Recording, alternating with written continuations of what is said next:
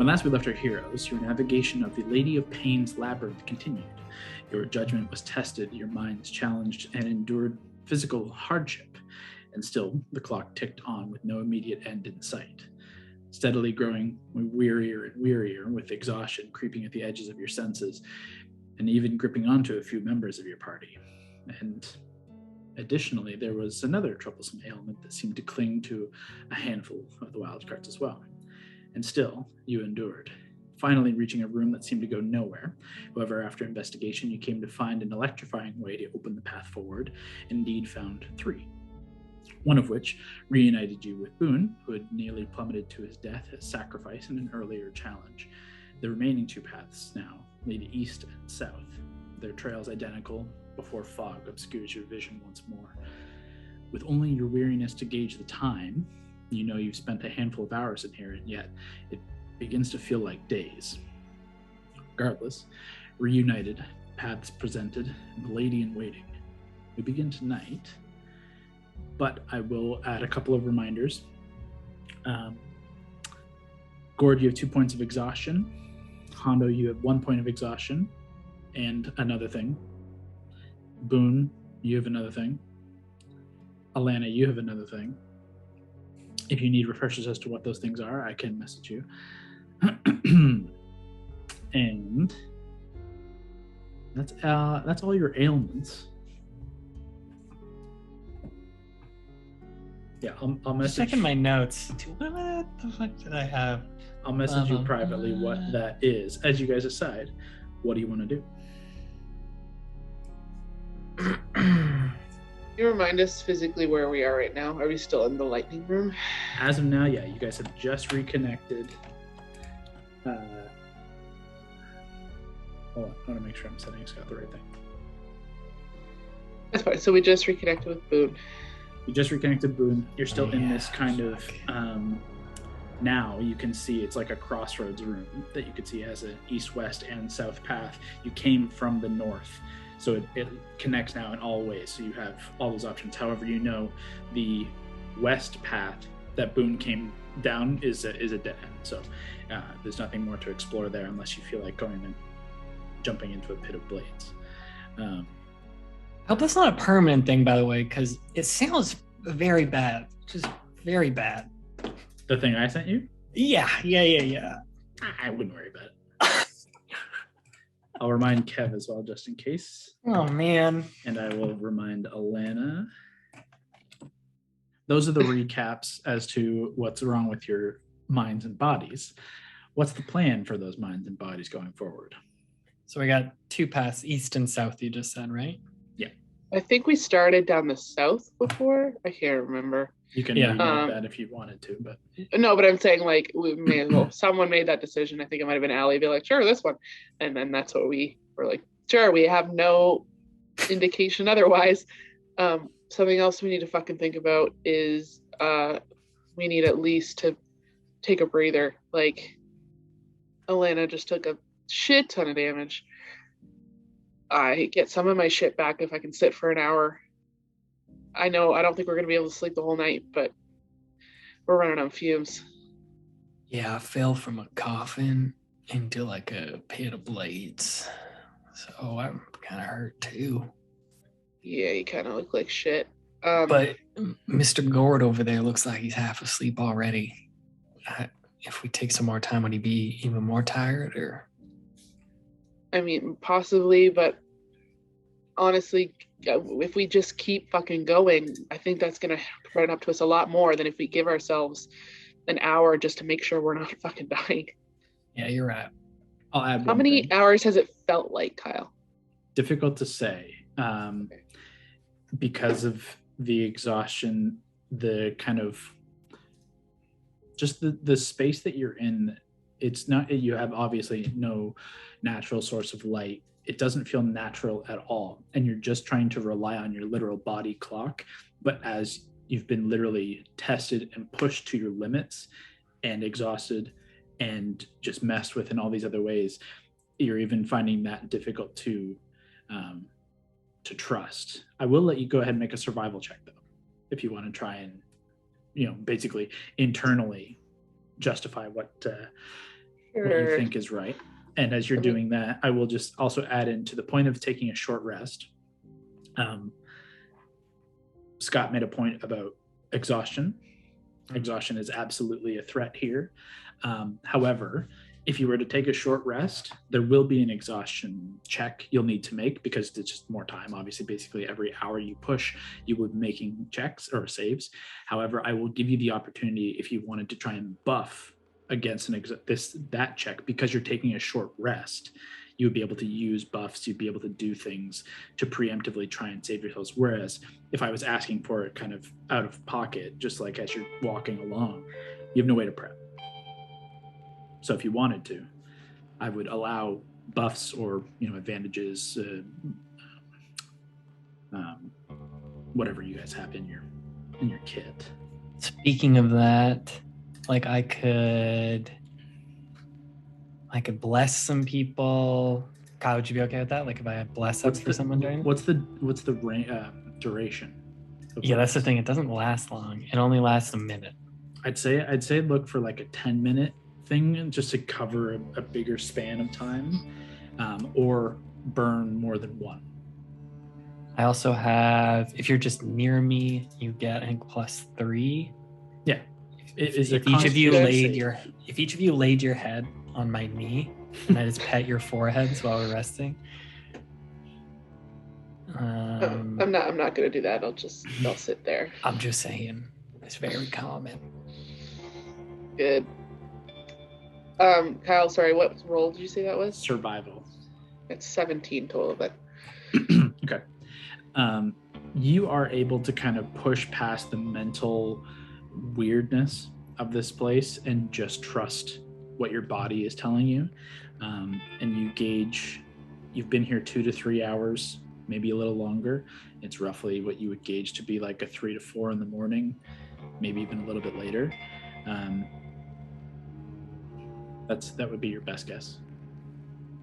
Oh, we got up early too. It was an early day, and you waited until midnight for a meet, had a fight, had a full meeting, did some stuff afterwards, and then came here. So it's been a full day and then some. That's all I got. It would pretty much just be y'all hanging out with me. Why don't we camp out right here though? Well, the question is, if we're in this lightning room, is it going to reset? We could camp out just outside the lightning room then. Have it to our backs. Is there a hallway? Mm-hmm. Yeah, if you were to go down, if you wanted to continue down the south path, there's an open space. It's not even a door necessarily. Like it was just wall that just like faded away and opened into like, imagine like an archway. So that was just like an open space that continues in the same standard, almost like cobblestone path with the vague fog walls. So yeah, you could just rest on the other side with the room directly behind you. You could rest in the room. It's up to you guys. Let's do it. Let's rest now. Yeah. Quick little hour cat nap. It's a short rest. This will be a short A rest. little short rest. However, before anyone rolls any hit dice or does any of the short rest things, I need a couple of checks.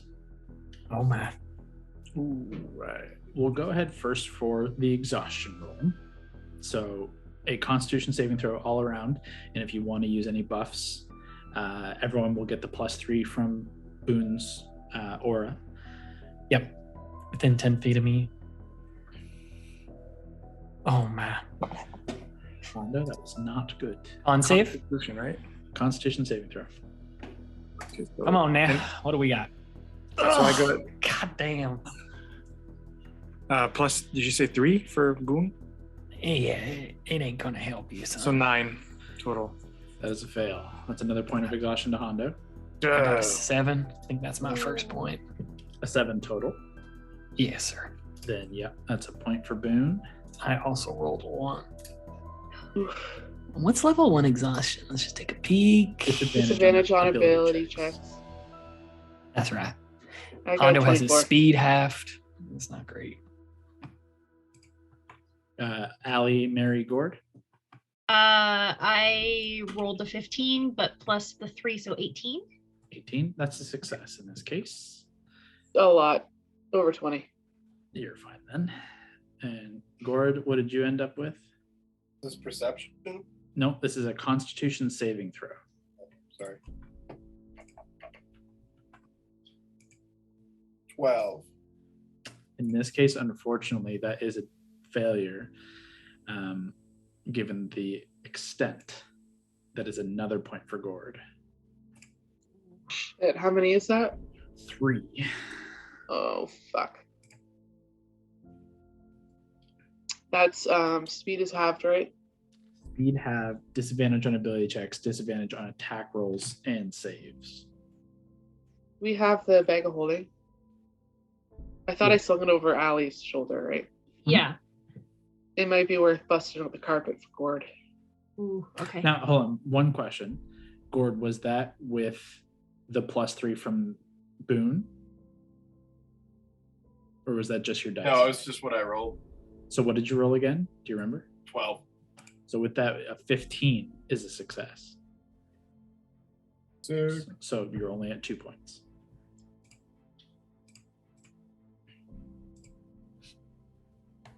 So, Hondo Roll some Gord, hit dice. 2 points, and Boone has gained 1.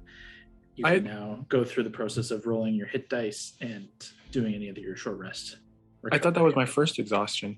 That is. Sorry, did I say second for you? Yeah. No, that's your second. You gained 1 in the last game. I did gain 1 in my last. Oh. Yeah, so that is your second point. Okay, so as the exhaustion wears into some of you manage to endure, go through and heal yourselves up a little bit. Alana, where did you end up at health-wise?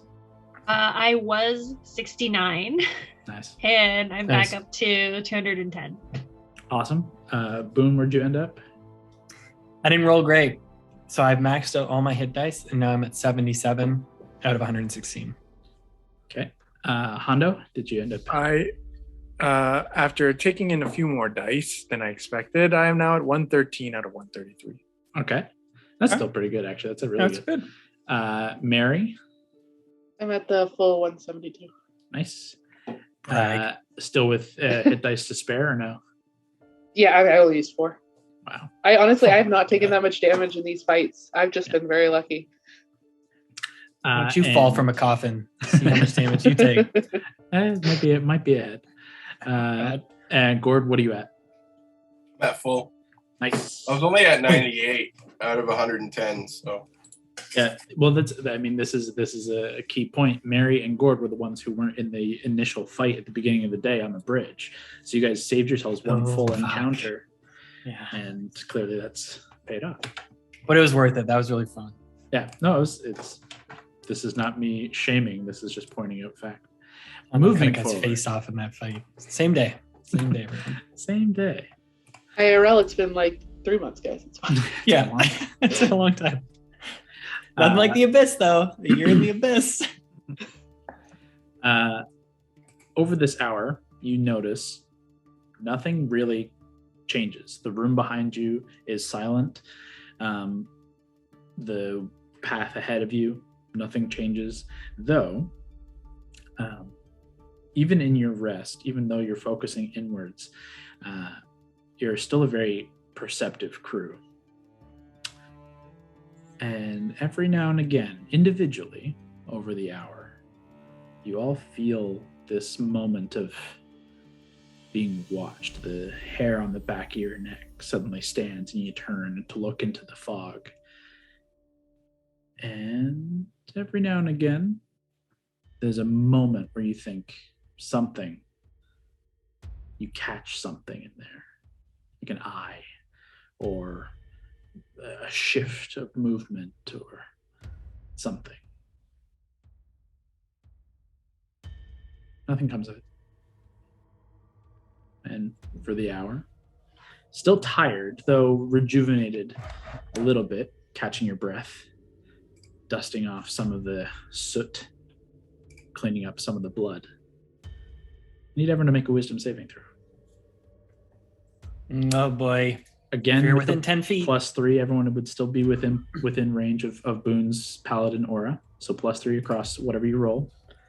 That's a great roll, Hondo. Natural 19. That's not bad. That's not bad. 22 and 3, so 25 total. That's success. Yeah. Oh, Alana Broadwin looks like not confident in her choice. That's a 10. That'll be a failure. 17 for Boone Vedette. Okay. That's a failure.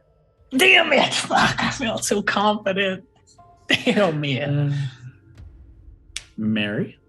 I'm using it Indomitable because I rolled 2 on the dice, so I'm just re-rolling. Okay. Oh, and then an 18 on the dice, so that's much better. Okay. And Plus Gord. a lot. I know. 18 on the dice plus your modifiers +3. Am I rolling? This is a wisdom Sorry? saving throw, please. Wisdom saving throw. Save. Plus 3 out of 3. 22 plus 3, 25. Gord Hell yeah. is safe as ever. For Alana and Boone, could I get you guys to roll me a D8, please? Oh god, this is more of the D8. weird eye on the forehead shit. Yes. Yes, sir.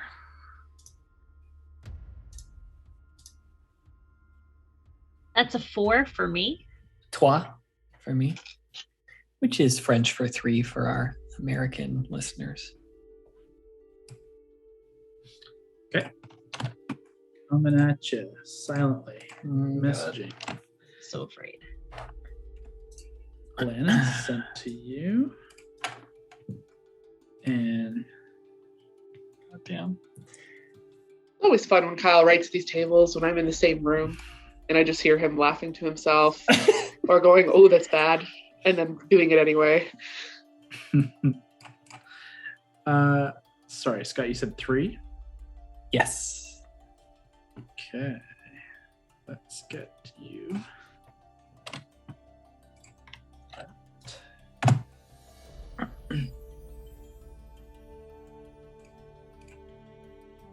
I'm going to send you a question. I think I know the question. It's probably what you're thinking.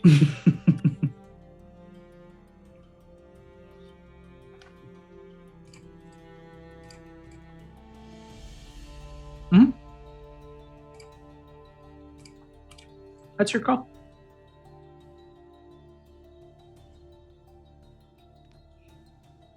What do you do in this moment? Oh god. Okay. Do you want me to do it, or do you want to?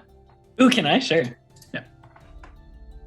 Whatever it was might not work with Boone, so we just want to try again. Ooh, give me what Brawley had. I'll take what she's having. Number 4, please. You got it. Hey, we can suffer together. Suffer a beautiful blessing. Oh no, what is this?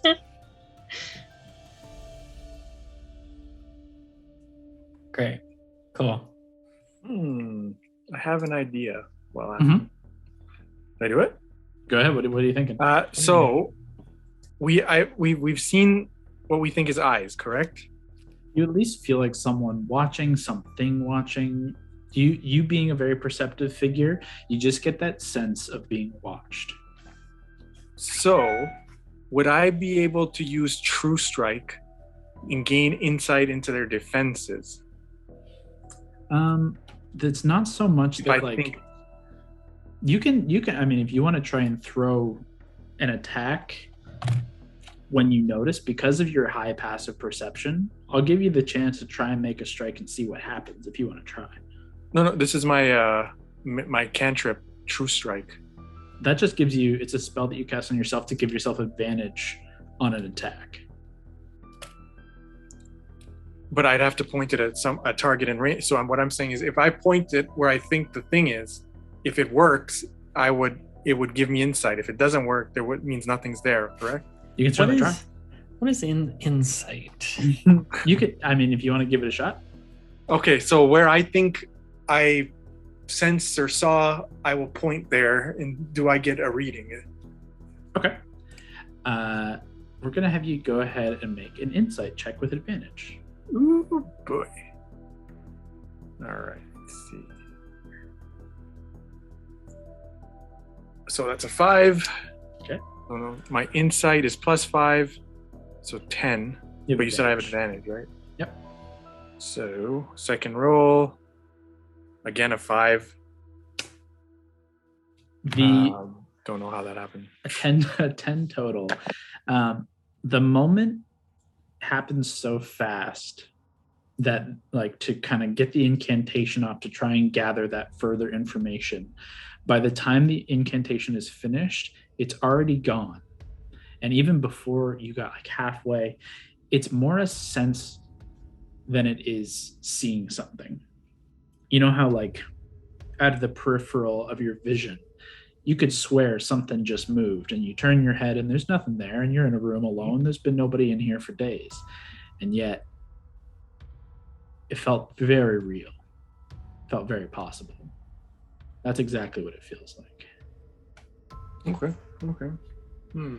I will give you, it felt inhuman.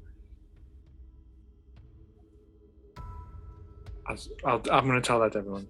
Okay. Everyone, whatever's here is not human. Alien is my guess. You think it could be one of those spooky? I wouldn't be surprised.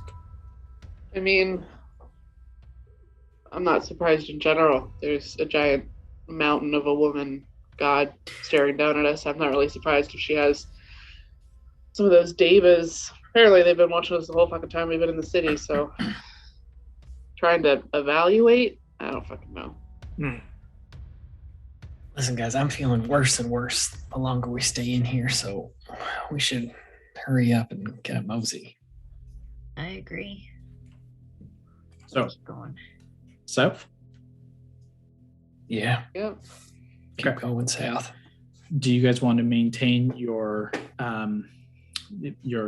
two in front, two in back kind of perceptive strategy you had in the last several attempts? I'll say you have some sort of carpet or something, because I'm feeling so slow. And Yeah, I would we do. love- We can give you the carpet. We I would can- love to just sit on the carpet. Yeah, now Whoever that needs it. yeah, I honestly, guys, like, I don't mean to be whatever, and I know we're trying to get out, but yeah, I could use a little bit of a break. I'm feeling really slow. Why don't we hop on this carpet? Maybe Hondo, you can just be by yourself in front. Miss Brawley and I can be right behind you. And then the rest of the order, Mary and Gordo.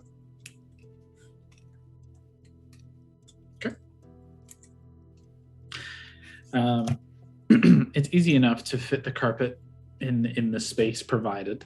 It's not obtrusive, and it is actually a nice kind of break as you both do feel this kind of weariness begin to work its way beyond your mind and into your bodies. Gordon was sitting in back. Alana will now be on the carpet with Boone. Hondo and Mary, do you guys want to make your checks out front? Hondo, yours is at disadvantage because of the exhaustion, so your investigation or perception at disadvantage. Mary, your straight roll. And then Gord, yours would now be at disadvantage as well to make a perception check. First roll, 6. Oh my. Second roll, 17. Plus what though? And plus a lot. For what again? Perception or investigation? Perception. 18. I think he was perception. 18? Yep. So for me, it's 20. Okay. Oh, but I have the plus. Oh, it's one of my expertise, so it's an automatic 10. There you go. 24. And Mary, you were looking investigation just to make sure you don't stumble your way into any traps or anything like that. Yeah, so it's 29. As you guys continue south. Oh, Alana, let's have you roll the d20 this time. Okay. Just a straight d20. Just tell me what the number is. Regular old d20. 17? 17 to defense. As you guys continue down this southern path, again, weary, but rejuvenated for the most part, as you pick up again, seeking your exit, seeking your audience with the Lady of Pain. The path is as it was every other time, quiet, and just the same blank slate before you. Just this cobblestone path and fog and smoke, and indeed a mountainous Lady of Pain watching over you. However, nearing 20 minutes or so as you walk down this path, or fly on the carpet, in some of your cases, you watch as the path begin to turn from cobblestone to a broken landscape of stone with like weed and just massive cracks just kind of winding their way through the street, through this path. And it begins to kind of open up and expand. The walls begin to fall away left and right. And you come into a rather wide expanse. It just falls into shadow at the ends of your vision. However, while there's no light in here, save the kind of faint, perpetual, almost magical sunlight that just kind of leaves this faint drift of a faintly like purplish light, kind of falls over this open space. What looks like a small forest of still trees kind of opens before you, multiple layers deep. You can see, even with your dark vision, you can see a good ways into it,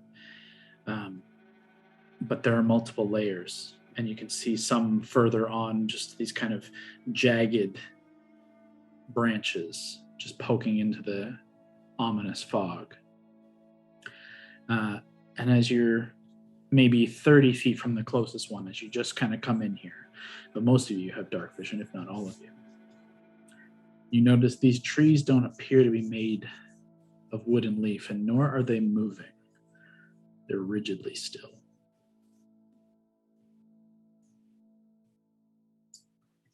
Can I try and get a closer look at those trees? Sure. Move the carpet on over, Brawley and I on it. Yeah. Easily gliding the carpet as it all begins to kind of open and expand, as you all begin to kind of fan out ever so slightly. You get closer and closer. The trees themselves bear no leaf or fruit, and are trees. They're made to look like trees, perhaps, but they're iron, steel, rusted. These jagged branches twist in grim, contorted ways. And even as you get close to the nearest one, you can see from a handful of sharp points, skeletal remains dangle from a handful of these branches.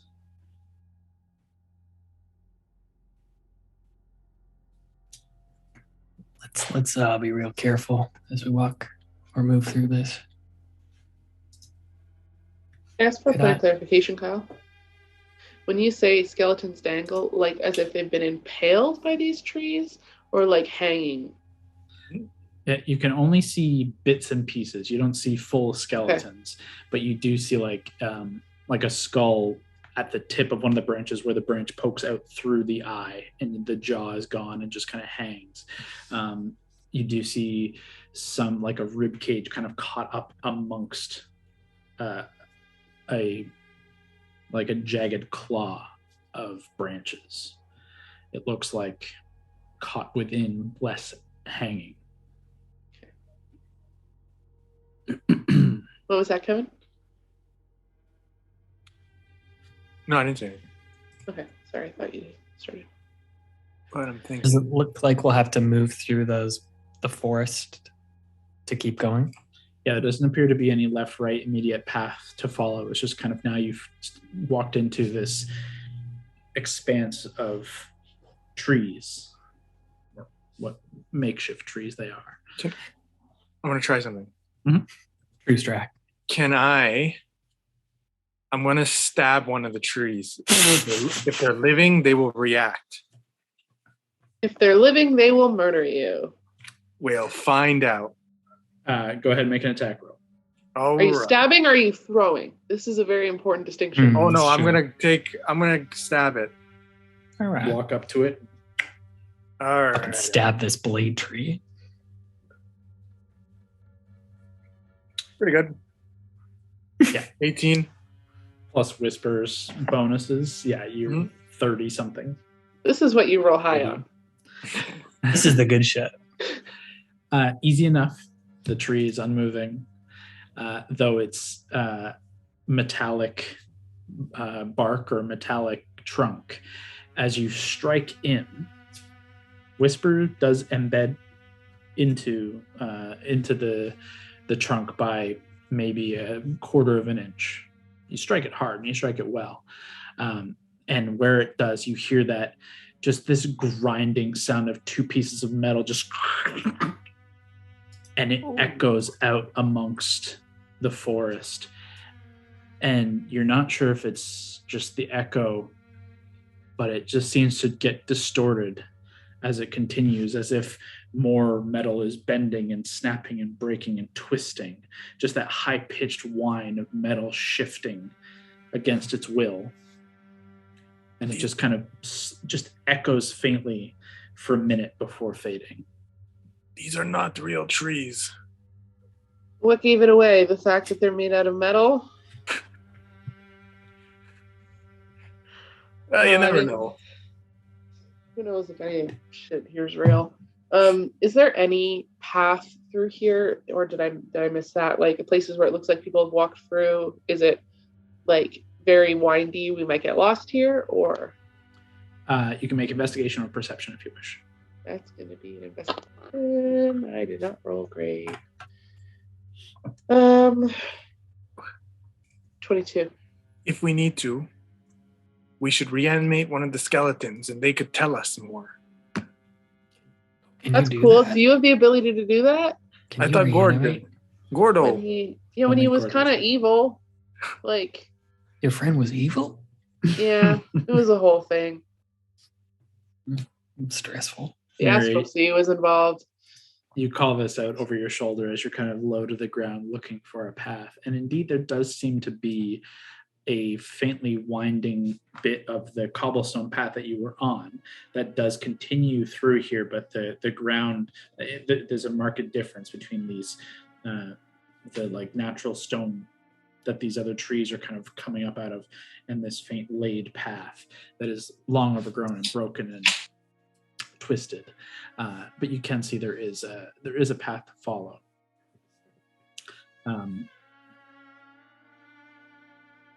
I'll also say, Mary, your passive perception and investigation are very high. And as you find this path and you're looking to see, does it wind? Am I going to get lost? You look through, just low to the ground, and you look through following this path, and it winds here and it winds back. But you see something deep in the forest. This faint red, just faint red glow, this little pinpoint of red that would be what you believe to be the trajectory of this path. Oh, fuck, that's never good. Creepy red light shit. Pretty far ahead. I'm wondering, with the width of this path, Kyle, is it any wider than if we were to say, like, kind of follow the path, but, like, not on the path, so say, like, 10 feet to the left or right of it, so we're not walking right on the path in case something, like, we'll keep an eye on it to still go in that direction? It wouldn't be particularly challenging. It's not, you don't imagine it would be very hard to, or that it would be hard to lose your way here. There's nothing moving. there's no like heavy foliage to kind of cast shadow and cause like a significant loss of sight. It's more creepy than it is obscure. Great. So it should be easy enough for you to travel. And as Hondo has demonstrated, the trees have yet to make any aggressive action. Yet. All right, let's not stab any more potentially construct trees that might, war about and try to murder us. Worst case, we try and burn this forest down. It's metal, Hondo. Yeah, well, metal burns. It burns. It does. At what temperature? What do you have that's going to burn metal? Gave you like a flint on a little ring. That's what you got. I'll see what I can. I'll turn to Brawley on the carpet and be like, how have you guys lived this long? It's crazy. Well, I mean, okay, to be fair, we have each died a few times. Oh, so, shit. We haven't fully gotten out of this, like, fully unscathed. But yeah, Wildcards. It's our name. It fits. Yeah, it really does. Worst case, I will use one of my bombs. Did he say, oh, bombs? Yeah, I've seen that. I said balls at first. I was so scared. So, you guys should we move towards that red thing, you guys think? Let's start making our way in. Yeah. Let's not get too close and maybe not look too close. I don't know. Shit like that freaks me out, but we're also super fucking tired, so we gotta get moving. Yeah, I agree. Okay. Yeah.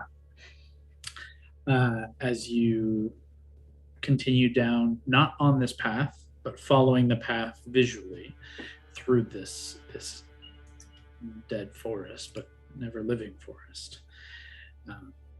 It takes 5 minutes, 10 minutes to reach this point that Mary was able to spy. And as you get closer, within 20 feet, given your dark vision and given this casting light that this particular tree is giving out, you can see that at the end of this path, in the heart of this forest, where these other trees are, rather large, full-grown, towering trees, even though they are simply iron. This tree at the end of the path with this red glow appears to be a regular tree, though its bark is white and bears no foliage, but does bear a single ruby apple from one of the branches that is kind of faintly glowing. It's significantly smaller than the rest, maybe standing about 8 feet tall. I'm like getting ready, immediately check with Hondo and get ready to grab his hand if he tries to stab this one. All right. What's the test here? Eat the apple, avoid temptation, and don't fucking eat it. That's a good point. How high off the ground is the apple? Within grabbing from standing, it's maybe 6 feet tall. Can I get up close to it and try and get a good look at it? Or are there apples on the ground that have little bite marks out of them? Anything like that? You can make an investigation or perception if you wish. Let's do it. I got disadvantage because I'm tired. This one. Investigation. Okay. 14 for the first one, 16 for the second one, so 13. 13. You do a quick kind of perimeter on the carpet, just glancing. The forest floor is bare.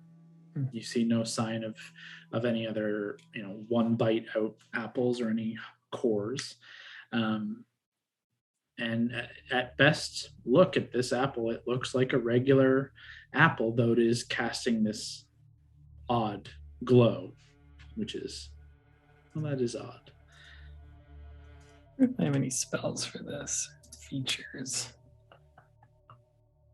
Any of you magic-y folk know anything about glowing fruit? Not really. Ando, you've seen, must have seen and eaten basically everything. Hey, yes, I have tasted many. Beholder eyeball that one time. Yes. What? Was it rail beholder? Or was that we had Gord who some drank the beholder. juice? We had a piece of beholder. It was just, no. That was even before Elena. It was not like Jello, I can tell you that. Yeah, don't got a whole lot here that could help. I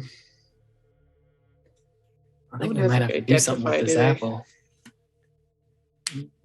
Does Hondo have Identify? Or maybe even Gordo? I don't think I have it. No, let me check. I'm pretty sure. I think we only had it through Val. I have Zone of Truth. I want to know the truth about each other. I have Dispel Magic. I could crush it with a mage hand. Yeah, picking it with a mage hand, if that's the deal, might not be terrible. Is there anything else about the tree itself? Like taking a walk around it? I don't know a lot about trees, but any other markings on the tree? I know in other tests there have been little lady symbols or anything like that. You can make an investigation check if you want. Oh, same roll as last time. 22. You do a quick scan. I'll say you note there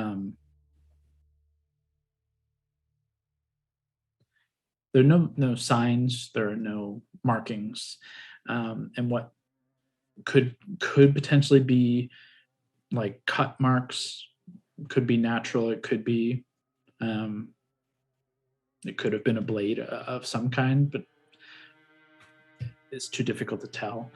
You do notice the sap that comes from it has this dark, brackish brown or red texture or color to it. The sap that just doesn't feel right. It feels sickly. Is it is it hardened or is it still running? Very faintly sticky. If you get close enough, you can see it still glistens. It's not quite hardened. Basically, can I take can I take a dagger and just touch it? I don't want to scoop out or anything. Just touch it so that some comes off. Yeah. I'm gonna smell it because anytime it's ooh, weirdly darkish, reddish, brown, and creepy tree. Is it blood? Essentially, is it weird sap blood? You kind of quickly give it a little sniff. It doesn't smell. It doesn't smell bloody. It doesn't smell good. Yeah. I will say though, with your passive again, at this point, you can see there's kind of a space around where this tree is alone. There's nothing above, and the other trees have kind of given a. There's a birth between where there wasn't any kind of obvious marking of delineation of where these other iron trees were planted or grown or however this has been set up. There's an obvious separation where this is a focal point. But you do see kind of scattered around, especially around these nearest trees, you see a higher concentration of skeletal remnants. I think we A lot of shit has died around here. Yeah. I think we got to do something with this apple. Should we pick it? Let's just do it. I pluck it. You pluck it, and you hold it in your hand, and it feels unnaturally warm, a little unsettling. And as you kind of hold it for a moment, you all begin to hear that same twisting metal sound. And you look up to see all of the branches of the nearby 20 or so trees beginning to animate and kind of twist and turn slowly. They're not lunging, but everything is slowly twisting and lowering, almost as if the trees are like encroaching and surrounding. And it doesn't stop, but it's a slow progression. What do you do? What's the ground like beneath us? Like broken stone. Oh, so I couldn't dig or anything like that? Maybe if you shift some of the stone, there might be something beneath. There's some soil beneath, but it's not just a soil ground. It's broken large chunks of stone. Do I take a bite out of it? What else do you do with an apple? I take a bite out of it. You bite into it. Immediately, it tastes coppery on the inside of this apple. And as you bite in, that same kind of brown sap does kind of pour out of your mouth and down your chin and out of the side of this apple. And you take a bite. It doesn't taste good. The trees stop. But as you kind of pull back, as soon as you stop eating, they begin to once more. I keep eating. Just try and keep eating this thing. Make a Constitution saving throw. Like the well.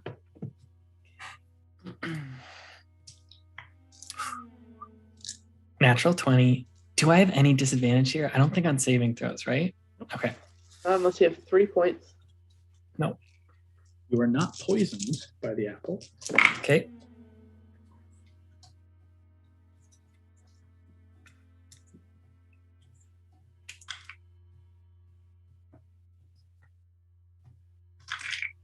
However, as you just munch and eat and you try and quickly do it, you suffer 36 points of necrotic damage. Oh, this hurts so And bad. you all just quickly kind of scoot in closer and closer to Boone as it takes a minute to finish this apple, as the branches of each of these trees and the full bodies, the trunks of the trees slowly are encroaching. This just constant sound of twisting and wrenching metal, like at a junkyard, the sound of twisting and breaking. Everything is slowly getting closer and closer and winding in and looming until finally you get down to the core and you bite one last time and you almost chip a tooth, as at the heart there's this iron seed, a single seed like a pit more than an apple's core. What do you do with it? Are they still moving? They have slowed. I will go to plant the seed. Like I try and go to like plant it. I'll like tumble off the carpet and just like try and move some stuff and put the seed in. It's going to take a couple of actions to like lift up some stone. Help me plant it. But yeah. Alana, can you smash this shit? Absolutely. No checks required necessarily to just smash stone. You hop off, smash some stone, and indeed you do find some very poor soil. But you go ahead and you begin to plant one of these seeds. The trees continue to encroach in.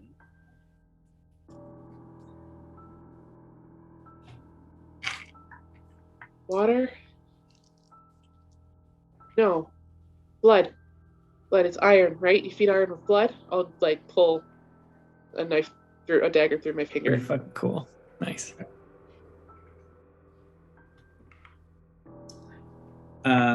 Mary grabs Hondo's neck, slices it, lets the blood seep into the seed. Gord, Hondo, and Mary, you guys were not the ones who were immediately in the activity here. You would be at the kind of fringe of what's happening here. Branches reach down to try and grab hold of you. The first two would be against Gord would miss, Hondo would miss terribly. Very poor roll. But Mary does a 21 hit. Let me check. This armor, though. Well, no, it's whether or not I have the shield up, and I don't think I do. Mhm. So You wouldn't have yes, the it shield does. It unless you just specify hits. it, so. A 21 just hits. Mary, as you have the idea and you start pulling a blade across your hand, you feel this piercing pain come through your shoulder. Oof. All right, that fucking works. It's true.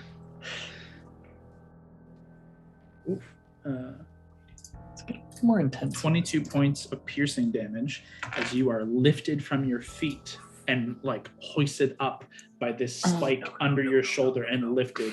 And now this tree is moving rather fast and rapidly stands the 20 feet tall and holds you as high up aloft in a rapid moment.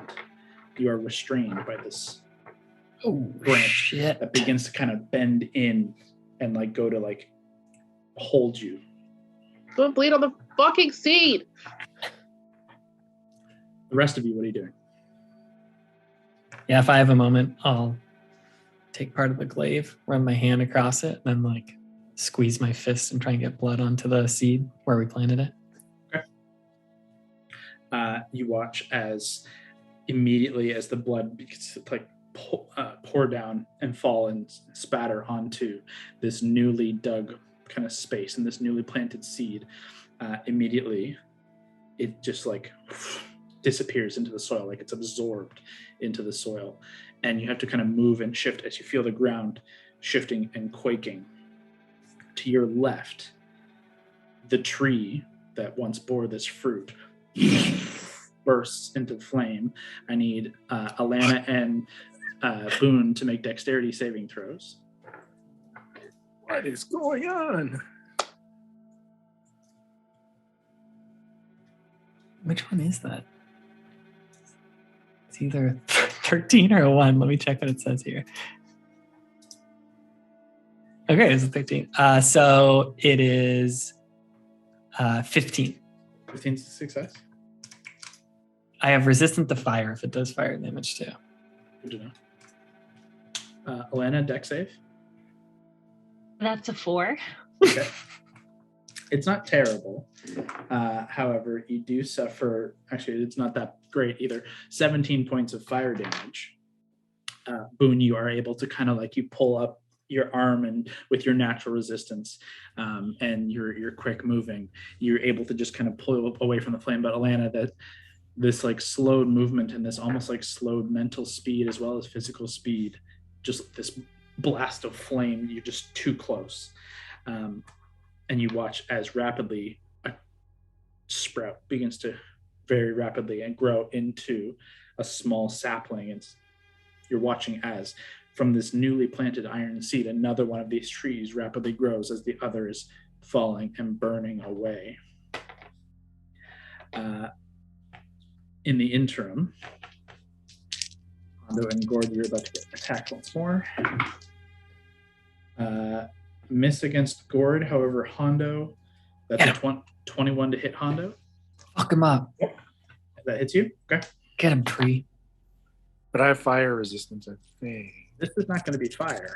Do you have This being stabbed by a is- tree resistance?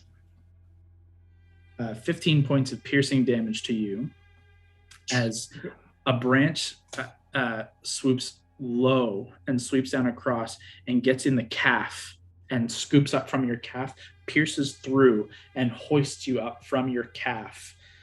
Upside down, you're now dangling about 10 feet above as blood is pouring down the side of your leg. Can I dodge that? You can use your reaction to have the damage. Sure. But you are still restrained by the tree as it doesn't quite pierce all the way through your calf, and it more like catches your pants and cuts across, but it does catch you enough and begin to kind of curl in to hoist you up. You guys, Alana and Boone, you're watching this new tree form rapidly, and yet the forest is not relenting. You watch this tree now is about a third of the way to the point at which the tree that you just watched burst into flame was standing. Is there anything all of you want to do? One action collectively. I think I would just give this thing more blood. If it did it that quickly, I'm just going to try and give it more blood. 4 point of order. Did I take any of that fire damage? Nope. Okay. Success. No damage. I'm going to take 1 previous point for giving it blood. Yep, and take another point to deal more to it. So Boone, you go ahead and just try and just feed this tree. Alana, what are you doing? If I notice it is working with Boone, I'll do the same. It seems to be working. It seems to be growing. Okay. I'll just go ahead and take a point of damage, and both of you kind of flank this newly sprouting tree and feed it your blood. Gord, Hondo, and Mary, is there anything you guys want to do? Hondo and Mary, you are currently restrained. You could use an action to try and break free of the restraint, or you could do something else. But it would be a full action. Cut my way off? It will be difficult to cut your way off because it's an iron branch. Yeah. But high roll. I'll give it to you. Why not give it a go?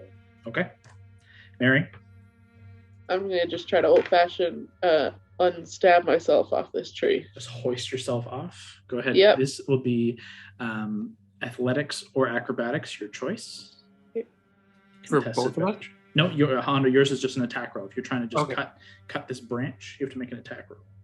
And is there anything you want to try? No, I'm good right now. Okay, you just kind of just try and take cover and just try and dodge some of these trees. Yep. So 14 and 14, 28. I'll give it to you for a 28. You tuck up, doing this kind of upside down sit up, and just hack hard. And because it didn't, you use your reaction to dodge. It didn't pierce through the calf. It's only got your pants, and you're able to kind of hit it enough that you break a piece off, and you do fall, unfortunately. And you do take 6 points of bludgeoning damage as you fall 10 feet into the ground, landing hard beside Gord. Mary, I see, just said she had to run to the bathroom, but rolls a 26 to escape. She's going to have to make another check because she's 20 feet up in the air above a bunch of bladed, jagged trees. So we'll come back to her and what happens when she comes back. However, with both Alana and Boone feeding this newly birthed tree, I would say it jumps around because you're doubling up the feeding process, and you watch as it continues, and it does return to almost an identical copy of the tree, only a few feet over where you've planted at the end of this path. And you begin to watch as one branch is just slowly growing in this kind of fast, time-lapsey way, but halts, and you watch a little bud and begins to grow an apple. It's the same red apple as the other one? In a matter of moments, it will be. It looks like it's coming the same identical way. And are the other trees still attacking, moving forward? Still encroaching, and at this point, they're getting to about a 20-foot radial barrier and are going to make another series of attacks. One is going to strike at Hondo at disadvantage because now he's prone on the ground, but one is going to strike at Gord. Mary currently is kind of in limbo here, and they're not reaching out to Alana nor to Boone here, but Hondo at disadvantage against you. That is a 19. That's I think my AC. Okay. And Gord, that is a 21. It's a lot of 15. Jesus. Yep, that hits. Rolling quite high. Dex save for you, Mary. Oh, yeah. You Mary, fell from a tree. Yeah, because you pulled yourself off successfully. You're 20 feet up in the air. I need you to make a dex save for me.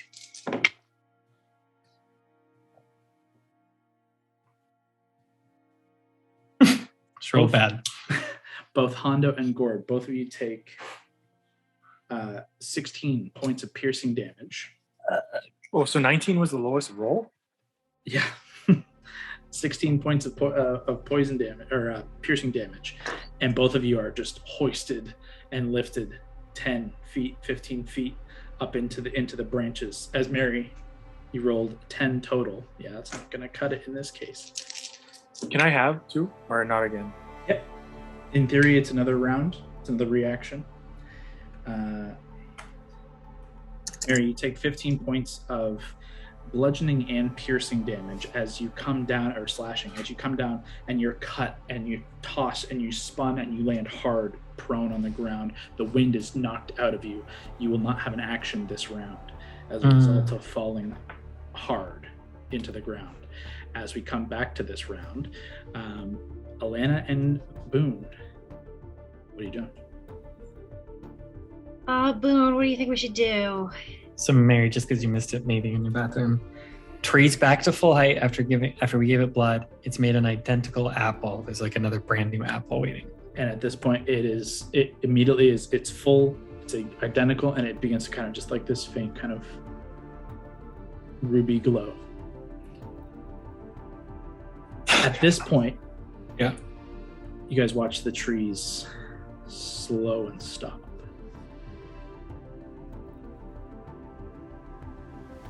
I don't think we should touch it anymore.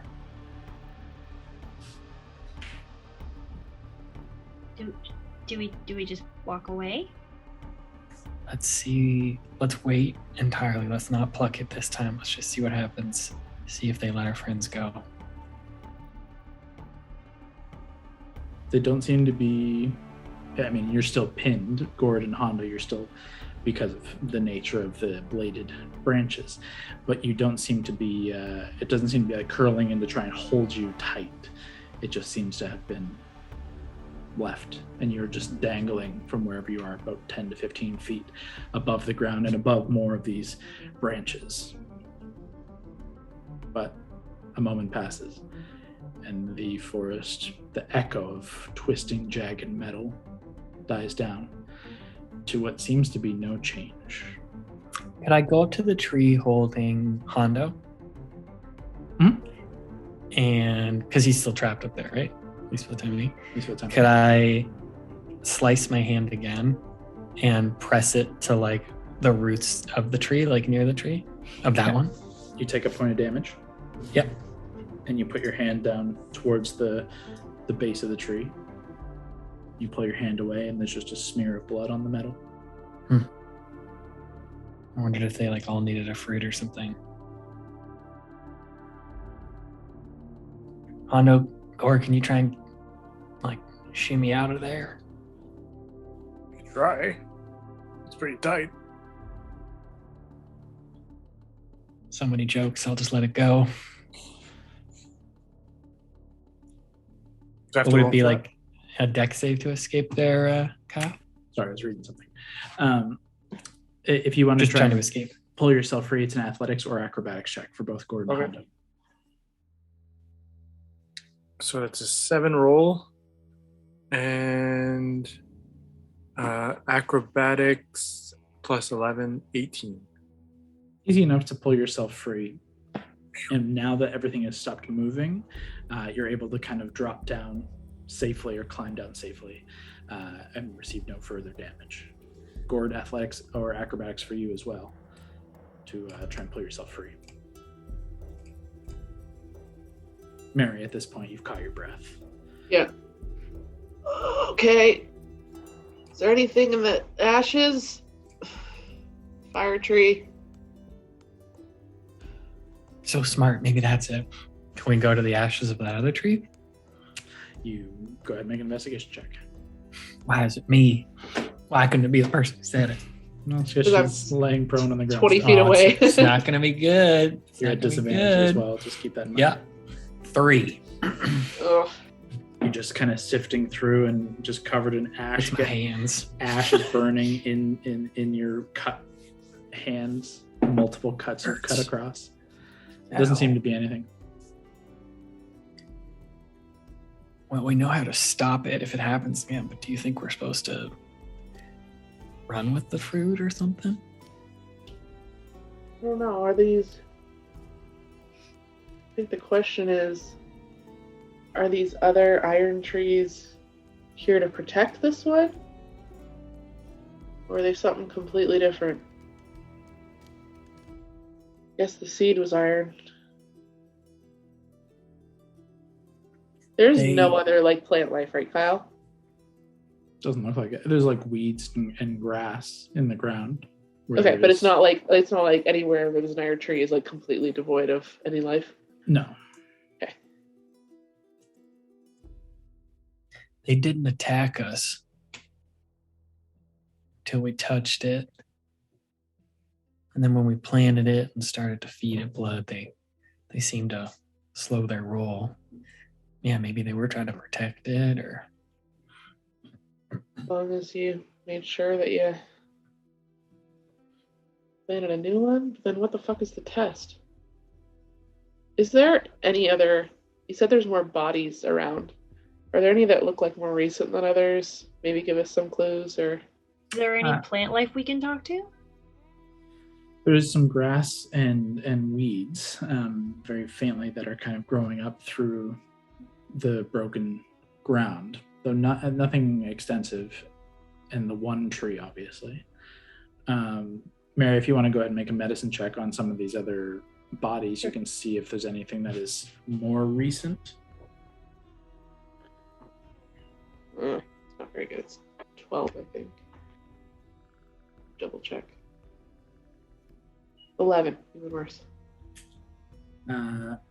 Let's see. It doesn't look like anything in your immediate vicinity is particularly fresh, but you do find one that is almost, I guess fresher. It's more like mummified than it is a skeleton. It looks like a humanoid of some form, wearing kind of leather armor, clearly damaged, clearly pierced, missing some of its limbs, likely around here somewhere. Does have a satchel over its side, but anything cool in the satchel? Inside the satchel, you find a climber's kit, an empty potion vial, and one of the some similar gold medallion that you guys have acquired. You have another identical medallion. Okay. Well, well, guess that wasn't completely for nothing.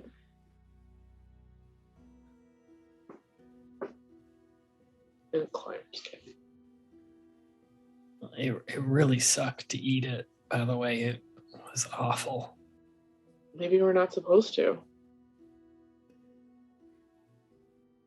Then I'm not sure what we're supposed to do with it. Maybe it's not given into temptation and fuck with it.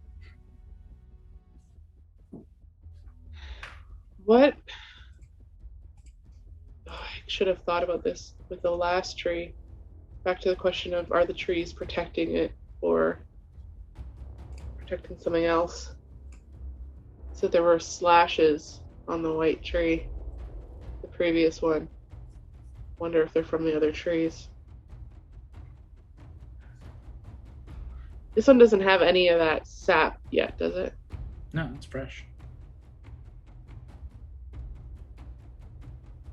We could just leave it, try and keep going.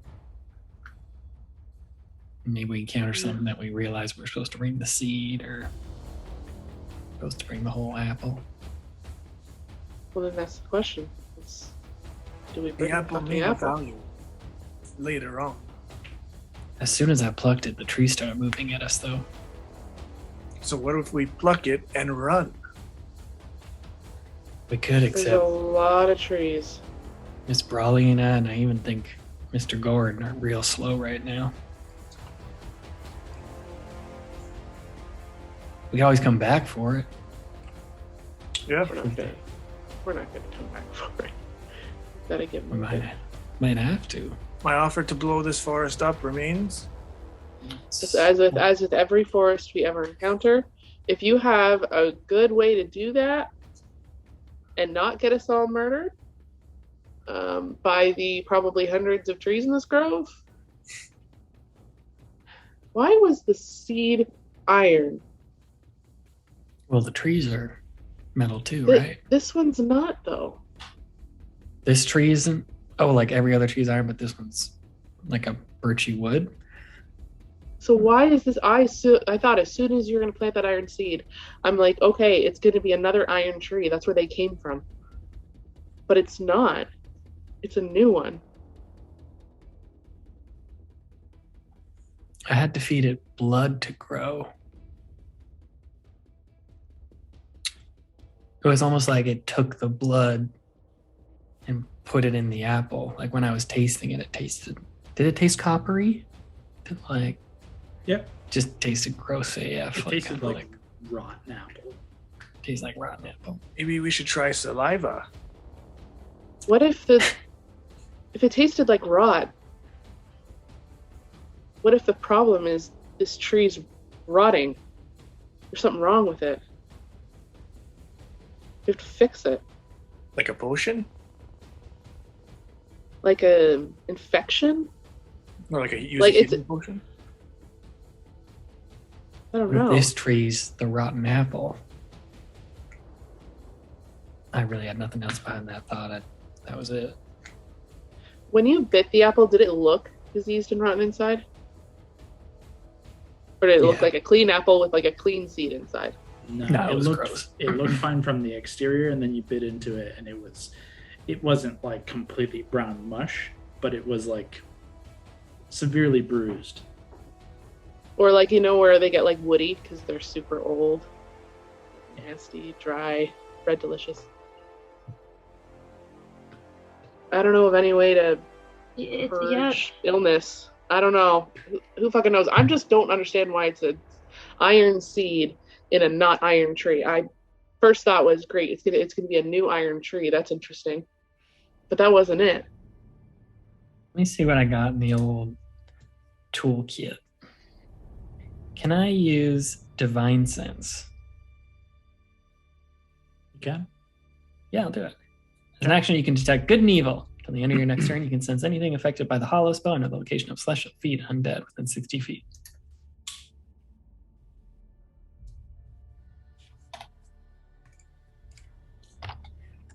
Boone will take a moment, touch the blade of the glaive, little like jade sliver of something comes out.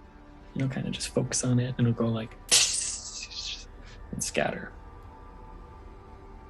And then his little eyes are that color too. And he takes a little look around.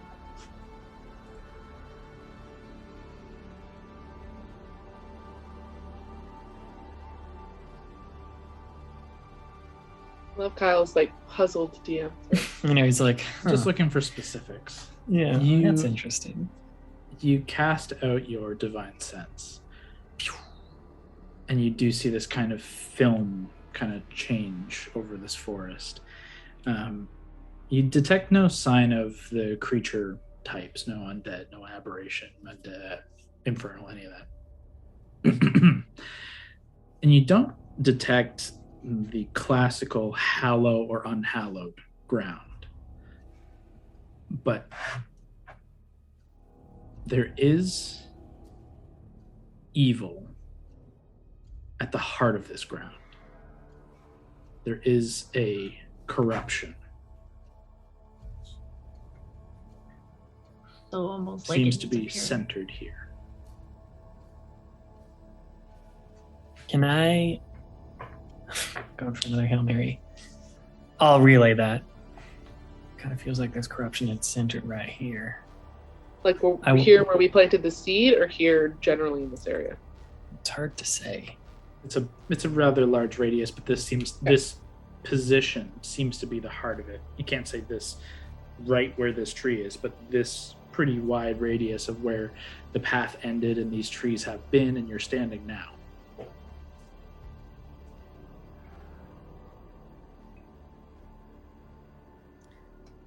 I will, just going to try something here. Place the palm of my hand on this tree. Just close my eyes. And I'm going to cast Cleansing Touch on the tree. So you're going to try and use like the 5 hit point, 5 lay on hands, or is Actually, Cleansing this Touch is an your action. paladin ability?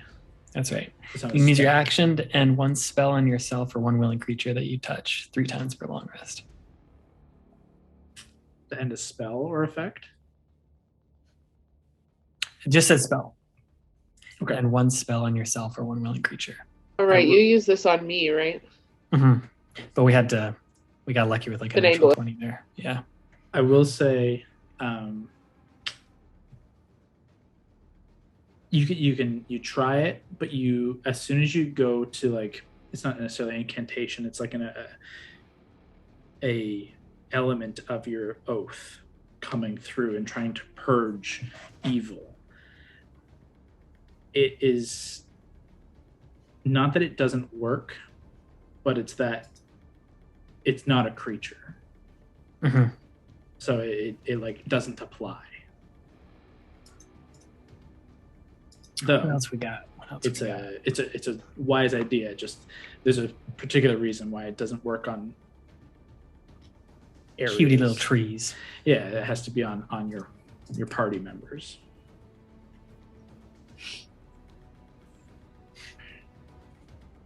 Like I have like branding smite. Like I could do radiant damage and try and see what happens. I have a Eldritch hypothesis. Blast, maybe. You have what? Warlocks. Well, I said I have a hypothesis, but What is it? it might get me hurt. I need to know: are they protecting the tree, the apple, or the seed? Hmm. I'm going to get ready. Okay, wait. Yeah, are you gonna get ready, or are you telling everyone else to get ready? I'm going to, I was just saying, get myself near the new apple. Because we know if all else fails, we fucking plant it and try again, right? We have to spill blood. You have to eat the whole thing. It really I know, it's gonna- sucks. You don't have to eat the whole thing. You just ate the whole thing. It seemed like I had to eat the whole thing, but Well, By all what means. this is, I'm just trying to test something. Hondo, you're fucking fast. All right, now he's Everyone just, not anymore. okay, he's double exhausted. all right, fuck me. Who's not exhausted? Everyone's slow but me. Great. Who has a lot of fucking, get up and go in them still? Anyone not dying? I Alana? feel bad. Maybe Brawley, but she Oh, shit, looks like she she's left. taking 5. I need another person. You have a carpet. Brawley's pretty slow. Okay, let's try this. How tall is the ceiling in here? We don't know. Just darkness. But the tree branches at least stretch 20 to 30 feet before I still didn't touch anything. Okay. You're gonna I'm going to. Shit. Okay, here's another option. I'm going to summon Mira. From the darkness above, a beam of light as the Pegasus Mira trots down into the space. This kind of radiant light ignites the otherwise terribly evil space around you. And Mira just kind of stands beside you. Okay. guy's got a horse. She's kind of a horse. It's got wings. Got a winged horse. She's a little smarter than that, too. Okay, this is very stupid. I'm going to use a bonus action and just get my shield activated, just in case. I'm going to separate the seed and I'm going to separate the apple, and we're going to see what the fuck they go for, or if they go for the tree. Maybe one of this shit needs to be taken out or destroyed, or who fucking knows, planted. I don't fucking know. I'm just trying to get information. I'll pull the apple very quickly, use a dagger just to like slice it in half and Okay. pull out the seed.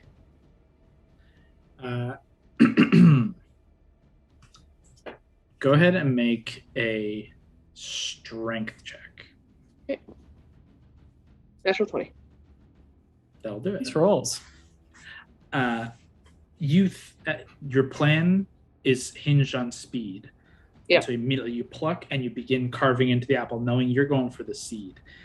And for a minute, this apple is resisting your blade. there does appear to be an element of needing to make a sacrifice, make a choice to get to the heart. However, you're able to kind of pierce through. What does happen, though, is your blade nicks your hand, and some of keeps those going, that's fine. juices get into the open wound on your hand, and you do suffer some necrotic damage. Not the full weight of it.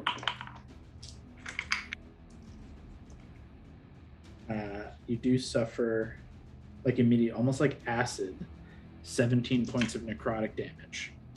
As you can just feel it like seeps into the wound, and you can almost see it immediately being like spider web vein down your arm.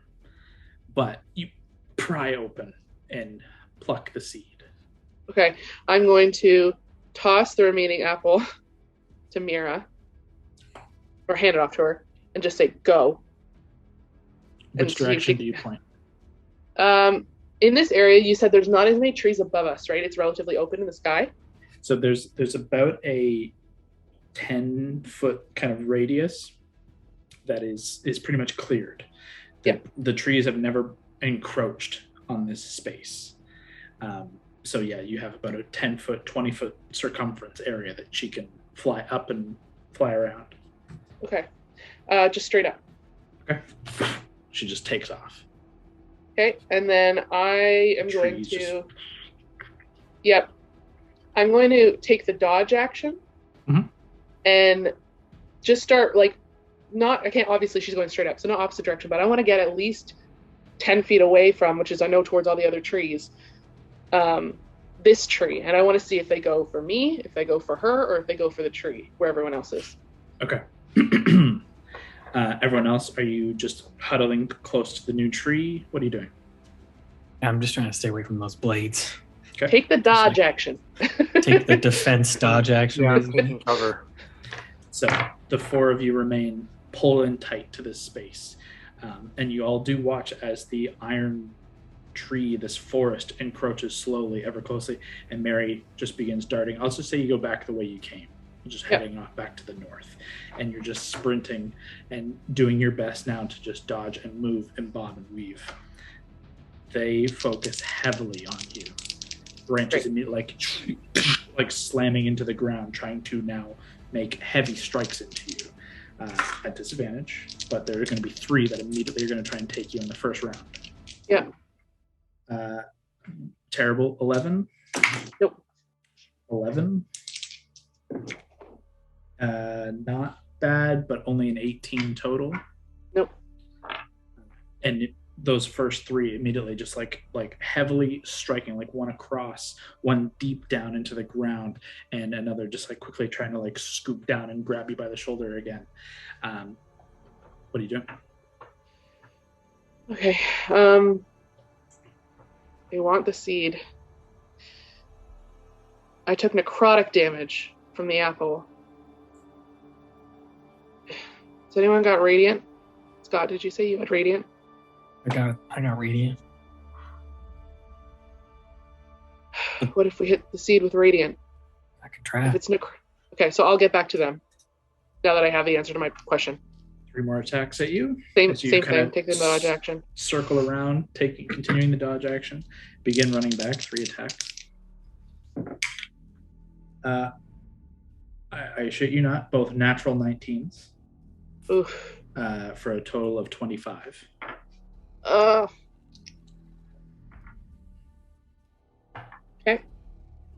On the first one, so basically, right as you have the realization, they're going for this, I can get to Boone, and he can try and smite this thing, or he can try and do something to destroy and do the inverse.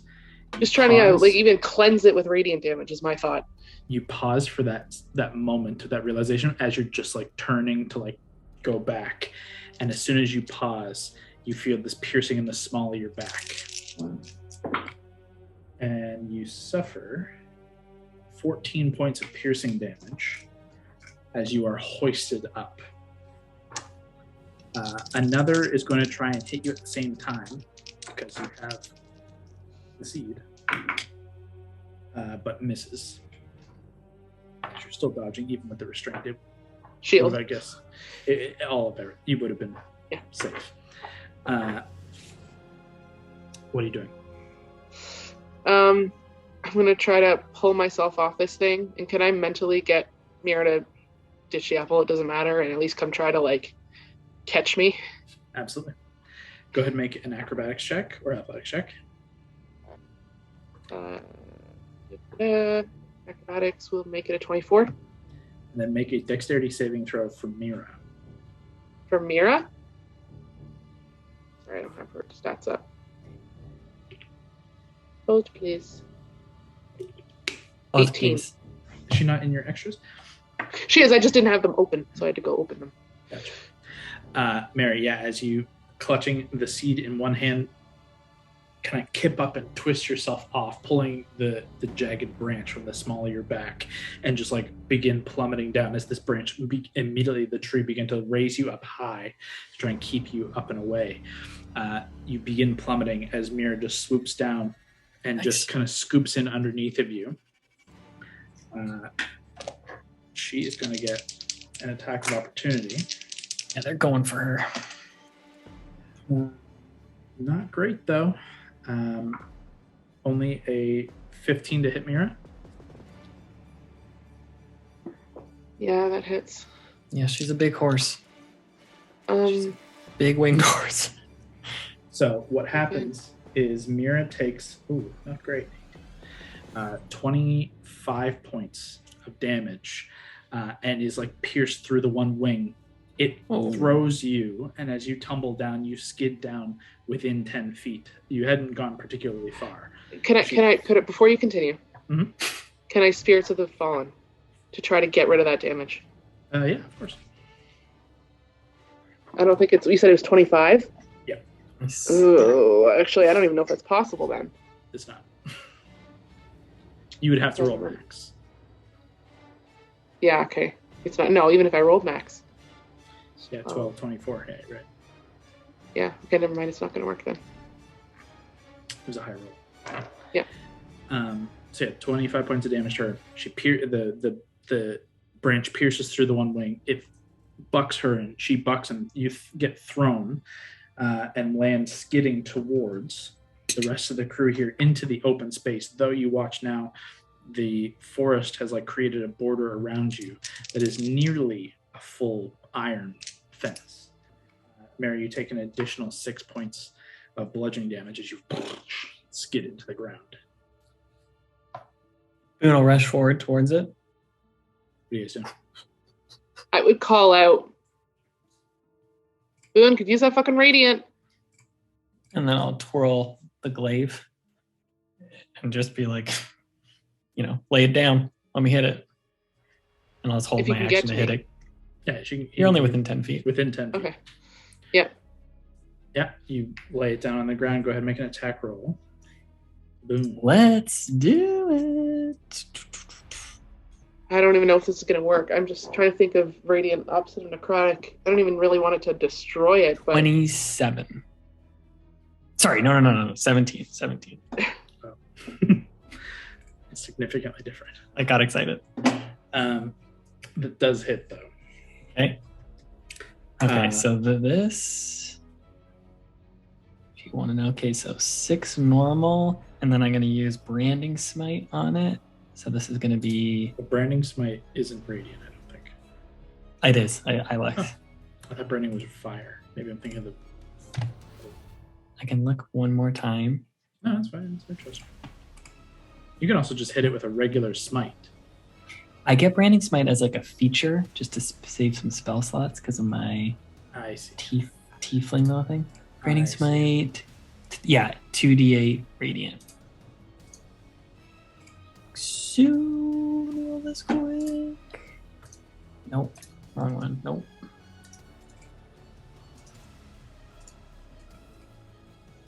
Nice. So that was 12 plus the other one was 16 radiant damage altogether. Okay. Mary, the seed kind of tumbles out of your hand as you set it down, as you kind of roll out of the way. The glaive strikes, and you watch as the glaive strikes and just splits it in two.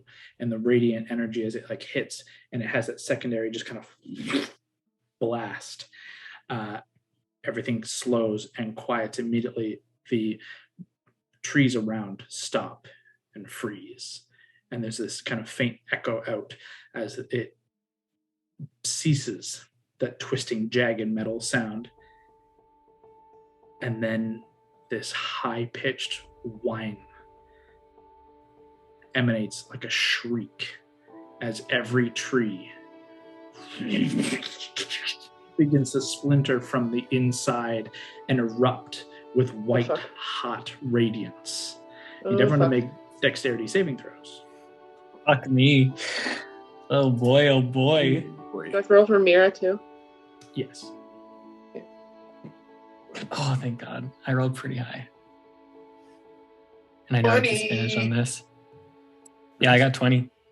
Successes. 11. Okay.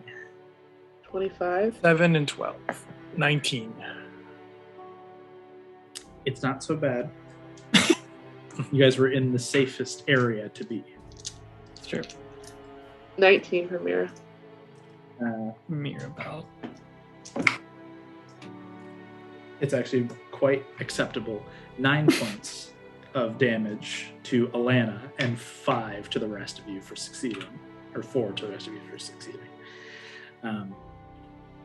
As you all just duck and cover as shrapnel and radiant light just illuminates and makes this space entirely blinding. As you all kind of take cover, and for a brief moment that whine just continues in screeching sound, and then it just echoes off into nothing, and the light dies down. The forest is obliterated. Just a sea of scarred land, faintly sizzling and smoking. Save the one tree that still stands before you, and a rejuvenated tree. What looks like a healthy bark. You see leaves begin to already kind of sprout, and branches kind of begin to slowly grow proper from this tree before you. And you also watch as you begin to pick yourselves up as 5 apples begin to grow from this rejuvenated tree. They don't glow so ominously. Honestly. I'll go forward to one, just get up, dust myself off, pluck it, take a bite. I'll also grab one. It tastes delicious. Doesn't hurt this time. Thanks, Mr. Tree. Let's give him a little tap. Well, Mr. Blue, you said you wanted to blow up the forest, didn't you? Looks like Mary beat you to it. Boone, you heal 14 hit points. Oh, man! Oh, that's nice. I feel so much better. I don't know if it's the vitamin C in these apples, but I really recommend y'all take a bite. I'll take a bite of the one I have in my hand. As you begin to Take a bite. finish eating, all of you are going to heal. Actually, I rolled better on that one, so I'm sorry, Boone. 16 All hit right. points to everybody else, 8 to Alana, unfortunately. It's a magical blaze. At this point, as you're all just kind of finishing this surprisingly delicious snack, Mary, Hondo, and Gord, through the fog and the smoke, you can see a gap in the distance to the west. Another path. That seems like a sign. I say we go. Let's follow it. I'll jump back on the carpet. Continuing forward, you kind of cross this now kind of semi-scarred landscape before reaching a western path similar to those that you've seen before. Cobblestone continues with fog walls left and right. You guys can go ahead and roll a d20 for me. And if you want to do your perceptions and investigation checks, you're more than welcome to. Just one person rolls d20 or all of us? D20 for somebody. It's been typically yourself or Alana. Let's give it to Miri. You were pretty clutch figuring this out. Yeah, Keep but I that just clutch rolled an streak going. investigation check. I just rolled my investigation check. So someone who's like not already rolling, just roll something. Gord, if you can roll a d20, no modifier. Just say Straight what it is. D20. And then you guys can call out what your perception/investigation checks are. 20. 17. Nice. Okay. Sure. 28 for me. Oh, no, roll a little Sure. perception for us. 18 roll. Nice. You do have And- disadvantage. Oh. Disadvantage. Second roll, 8 plus 14, 22. Still good. Oh, I yeah, but think it's- perception is my... It's a minimum 10. Yeah, so 24. As you guys kind of dust yourselves off, feeling a little bit better with the apple snacks, continuing to the west. It's near another third of an hour as you continue down this path before you watch as it begins to descend this cobblestone path into a single file stone staircase. Unfortunately, the carpet isn't going to fit comfortably here, and you will have to descend on foot, just given Pop off. the spacing. You also have to descend in a single file. So I'd like a marching order if I could. I'll go number 2. You always do. I've seen it. Hano just takes a shit. I mean, I can go up front. You guys all look tired to shit. Yeah. I'll Okay. go 3. Mary, Hondo, Boom, I'll go 4. Alana, and Gord. Mira is still around. It would only have been 20 minutes or so. Is she too big? She'll fit, but she would have to go with the very back. Yeah, she can go at the very back. Okay? Mira. I can't dismiss her and bring her back, so. No, you couldn't bring her back, but you have the option to I could dismiss dismiss her her, if you wanted but- to. That's why that was the clarification. Don't have to, obviously. As you continue now in this order, Mary leading the point with Hondo behind, which makes sense given the checks that were done and your group's status. You watch as this set of stone steps descends this staircase for a relatively short period of time, a minute or so. Before Mary, you watch as it just drops down into an unlit room. You can see with your dark vision, there is a floor about 15 feet down, but it's just a sheer drop. And it's about a 30-foot square room and 30 feet across. On the drop-down floor, you can see there is another arched, kind of just an open arch exit, as this is an open arch entrance into this more or less box. Given your investigation check and Hondo your perception check, both of you are able to notice as you're kind of standing at the precipice at the very front of this drop off. 15 feet isn't crazy. If you were expecting it, you guys could drop 15 feet comfortably. But you do notice that in this entryway, within the archway of stone before it drops off, you can see a shift of 2 different styles of stone. What looks to be like a sliding piece. Like the garbage compactor. Like a door that would slide over and close. Where we are now, correct? Yeah, so you're standing and it would be like right here. You're looking at it, you can see like stone. Okay, there's a gap of stone that's, this wide, and then back to the other stone. You can see this would shift in and lock you within. We're about to get locked in as soon as we walk into this place. Okay. What if one person jumps down and then they get locked in?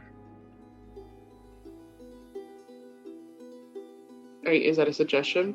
No. I just mean, what happens if one person goes in and they get the whoosh thing comes?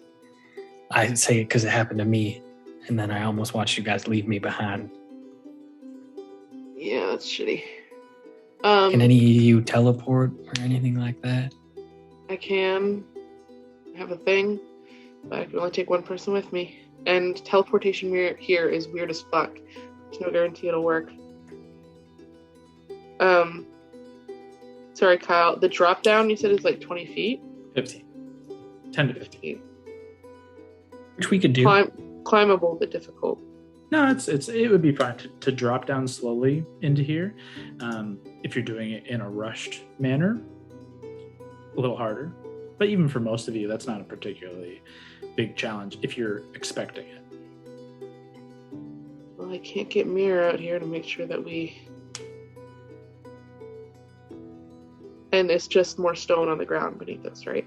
Yeah, it just looks like tiled floor. Yeah, there's not much more to see from this distance. Well, we gotta keep fucking moving forward. Just in case everyone get ready to come through in a hurry. Wait, I'm gonna say... I was gonna send you a message that Boone has no idea about, but I'll just say out of game. Don't you have a movable rod? I do. What if you use that on the door? Yeah? Or on the other door to get through the other side. Yeah, just something like, if it can't trap us in if we have that thing clicked or something. We just have to be able to get it back. That's why I'm thinking if we...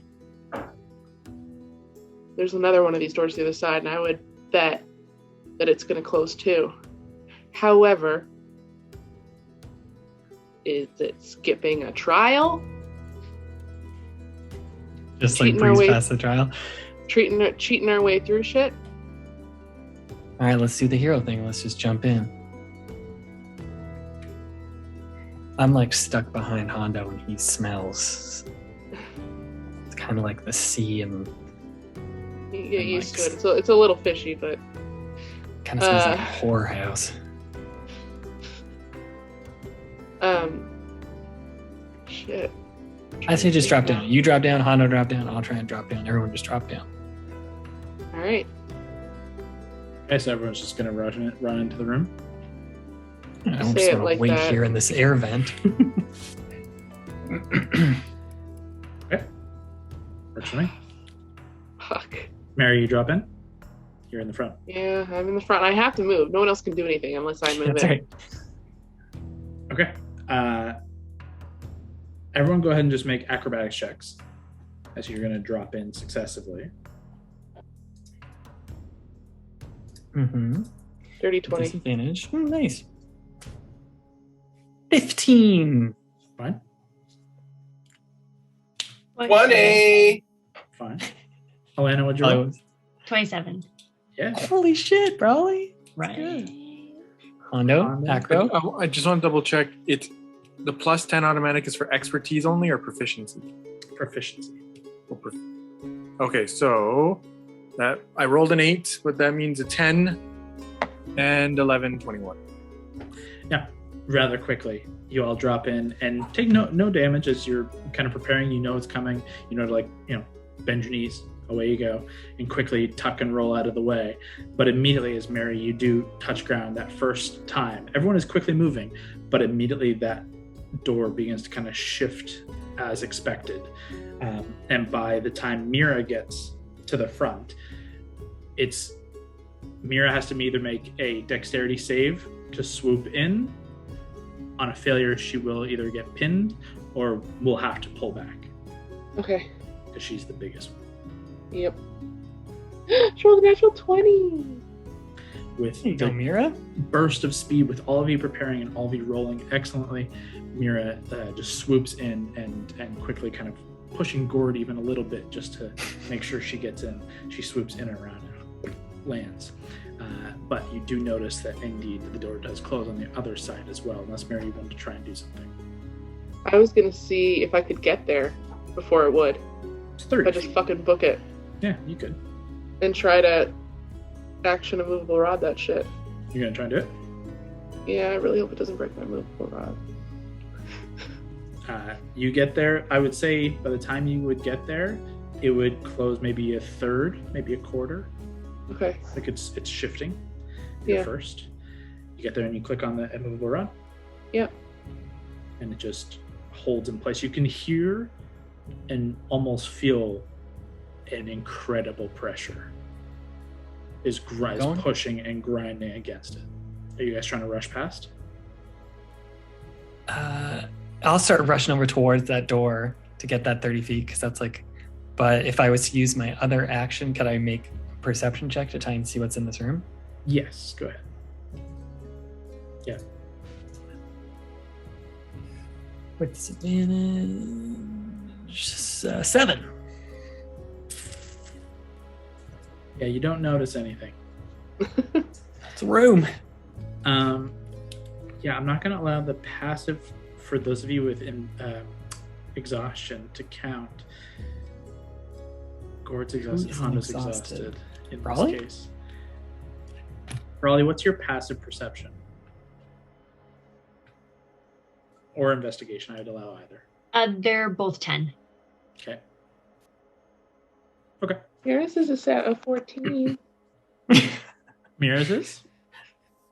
I think so. Her perception's a +4, but She's a horse, so so Okay. it should be You a know what? 14, right? This is interesting. Then fine. I'm down with this. So, Mary, you're too focused on your goal here for me to allow you to use passives for anything else.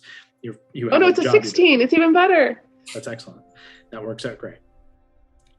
You click on immovable rod, other door stops, and you can just feel it's like the movable rod isn't in trouble, but the stone door is fighting.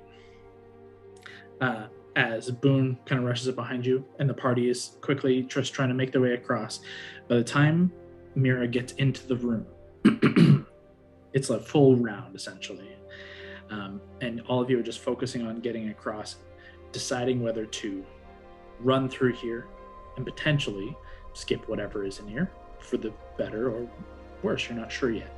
And as you're having that moment of discussion and planning, Mary, you get a telepathic emotional warning that danger is coming from above.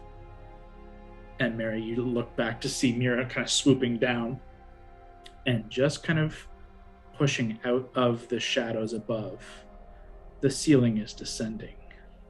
At its tips, 3, 4, 5 foot long spikes. From the center of the room, you watch this maybe 5 foot tall, but maybe only 2 or 3 feet inches in circumference. This kind of post or pedestal rises from the center of the room, but the ceiling is descending with long, jagged spikes. We gotta run. Running through. Back it up. What the fuck is the post? Can I see? Like, I'm already there. Can I take use my bonus action eye for detail to try to get a better view of what the fuck that post is? From the door, How far away is it? middle of the room, so 15 feet. So like 15 feet. Is it I'll just give like? it to you, but it's not going to be your best as if you were on top of it looking at it. I know. Actually, I'm also really fast. Everyone else is like half speed. It's gonna take fucking everyone forever to get through. Do you want to risk it and be the last one out? I also have a teleport thing. Yeah. Okay. Okay. I'll risk it. Go ahead and make an investigation check. Everyone else is just running through. I'll wait at the door just in case. Okay. Looking at her. So Boone and Mary kind of fall back. Hondo, Elena, and Gord, you guys make your way into the hallway at the very least. Yes.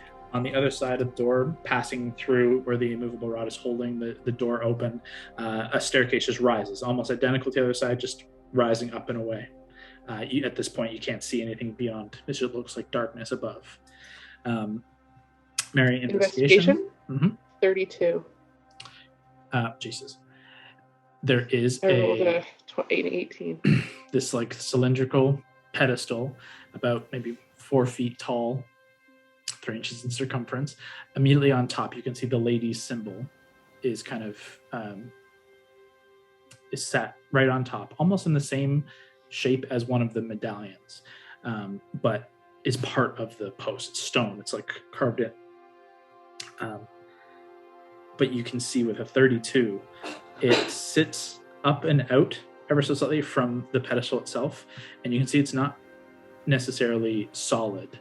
There is a space around. There's room for it to shift and move. So it's not at first when you were explaining, I thought it might be like a relief, but it's actually the opposite. Yeah. It's like an embossed or like an symbol. inverse. Gotcha. I was going to take the medallion in my pocket and try to put it on top, but is it like something where I could take a little, like a blade of a sword and try to like put in the side and tilt and see what it does? You can try. You don't cost you around. Okay. Okay.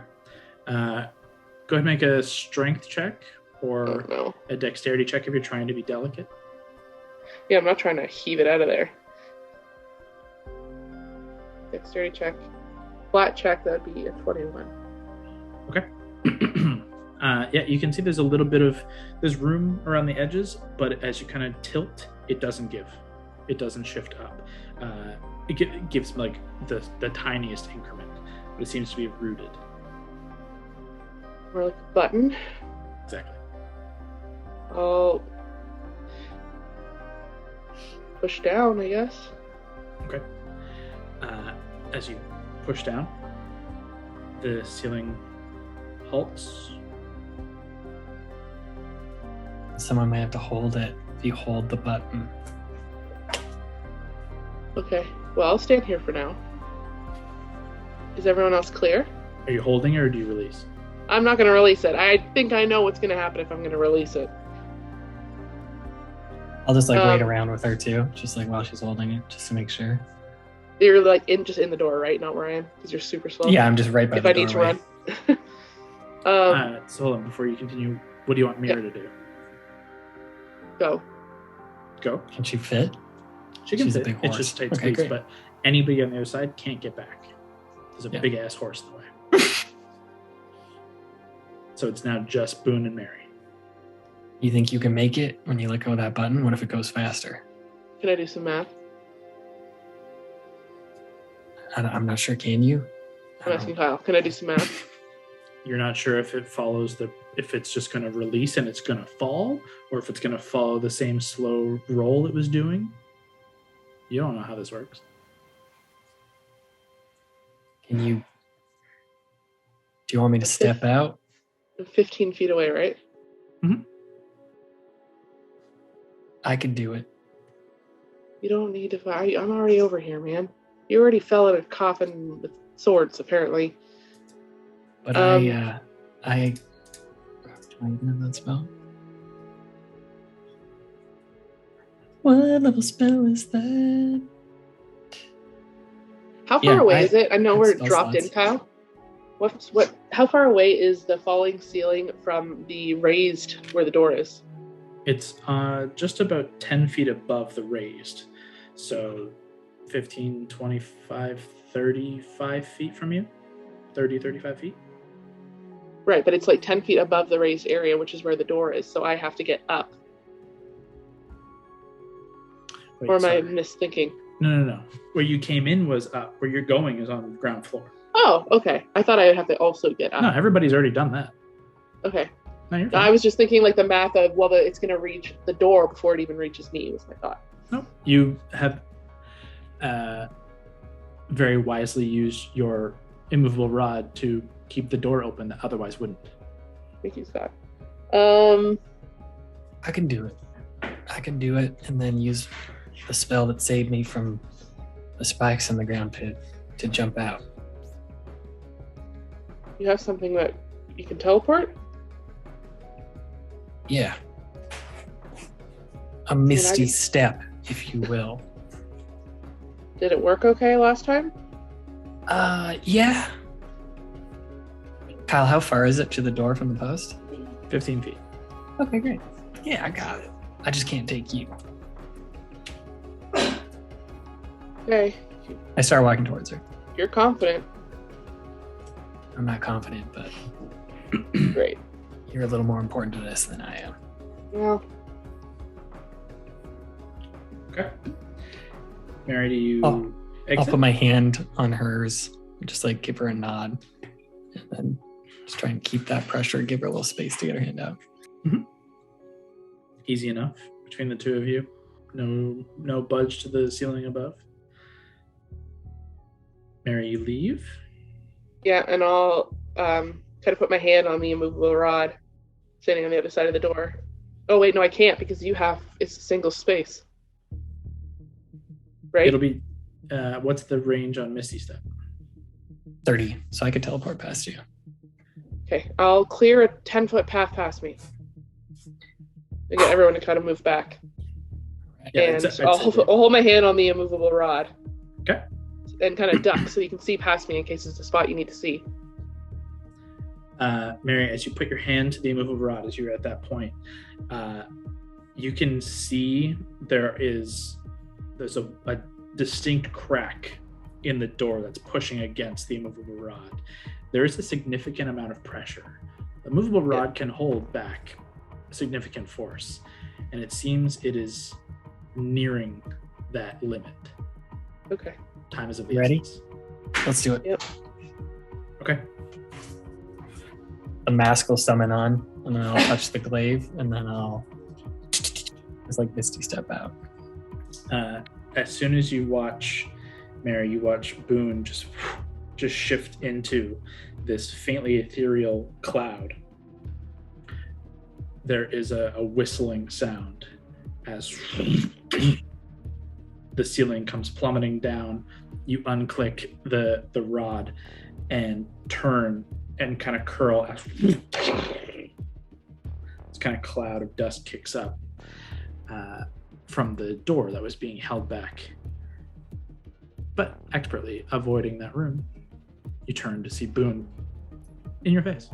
Jesus, I forgot about the fucking mask. What do you mean? That's fucking creep. Keep moving, man. Thank you. Sorry. Fuck. Who's at the front?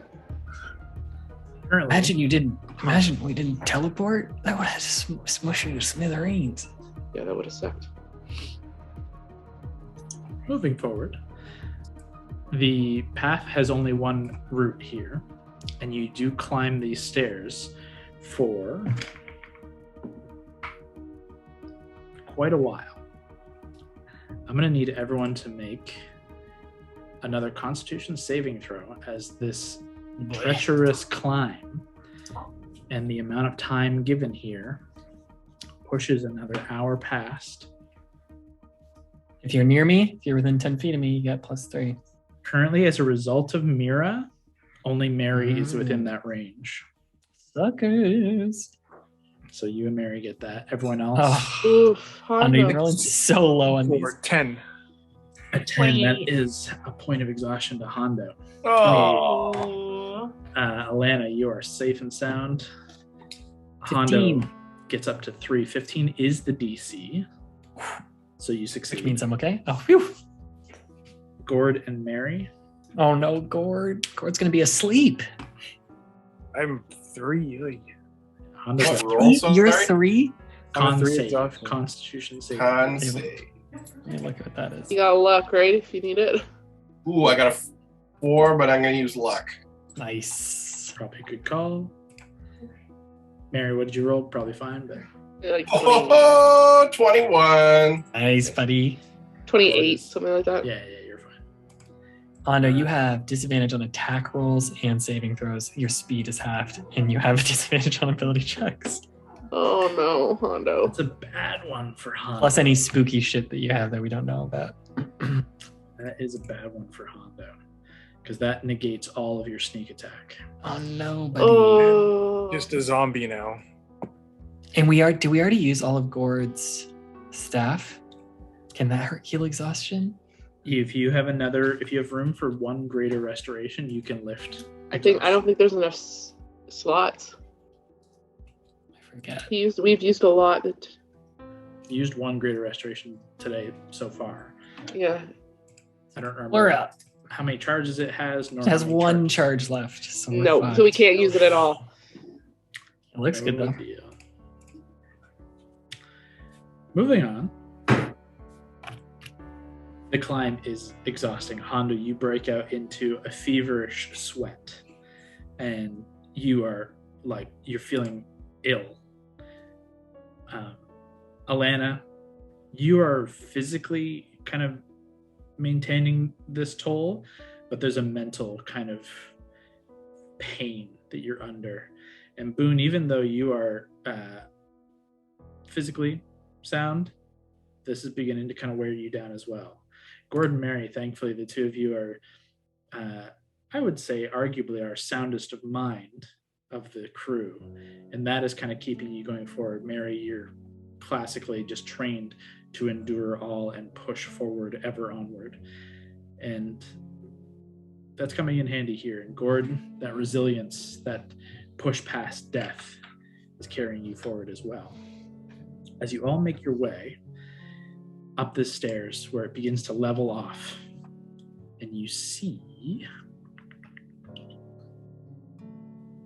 a room begin to form ahead of you, directly on the other side of this stairs that rise. An archway opens up into a small room that is warmly lit.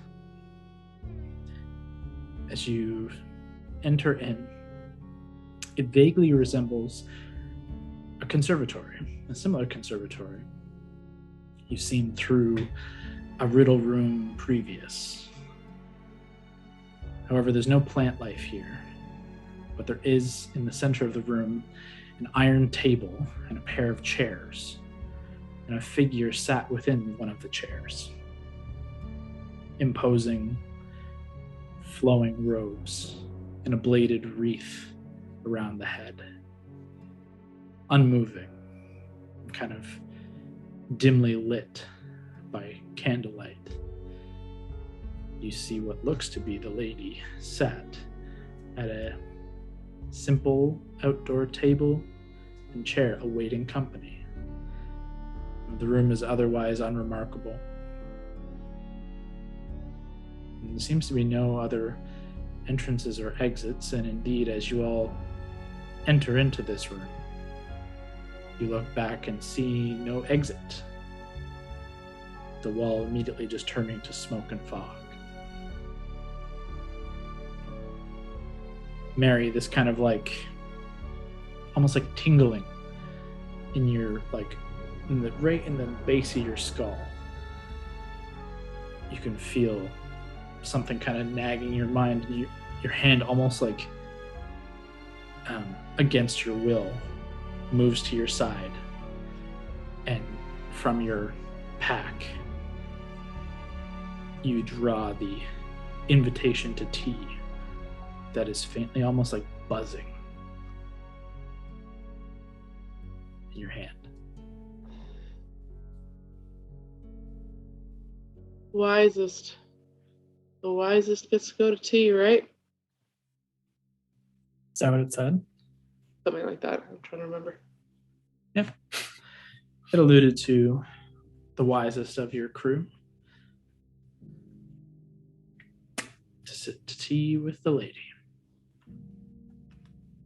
Honestly, I think that's Cord. Boone has a +8 to wisdom saves. Mary, you are also just wise in the game. My whiz save is also a +8 right now. This was in the room with the riddles, and I know Brock solved 2 of them. So if it's up to you, Brock and or Gord, would you like to do this? Sure, let's do it. Okay, I will hand off the invitation to you. Okay. Handing the invitation over to Gord.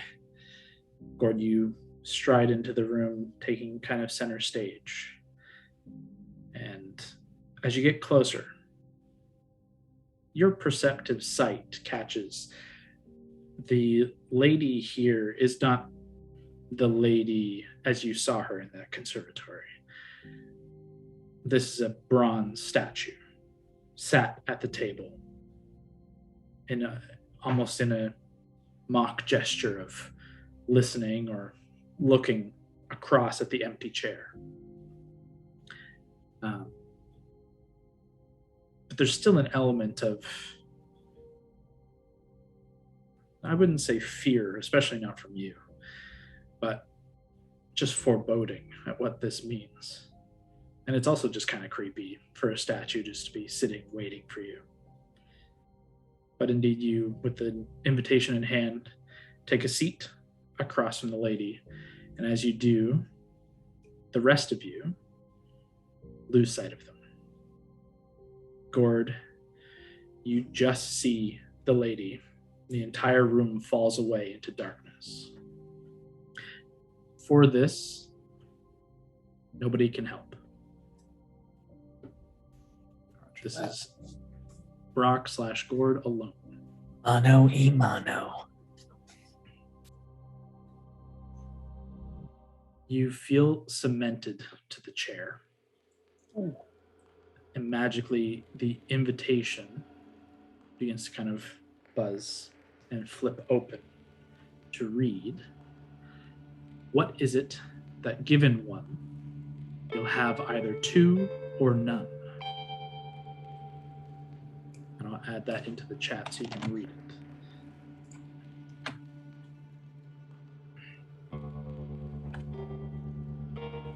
What is it that, given one, you'll have either two or none?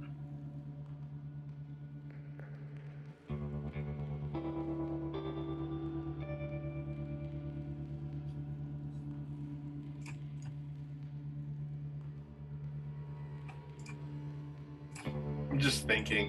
Mm-hmm. Talk it out. Friendship. I know I'm not allowed to help. That was a joke. I will mute again. I think it's pooping.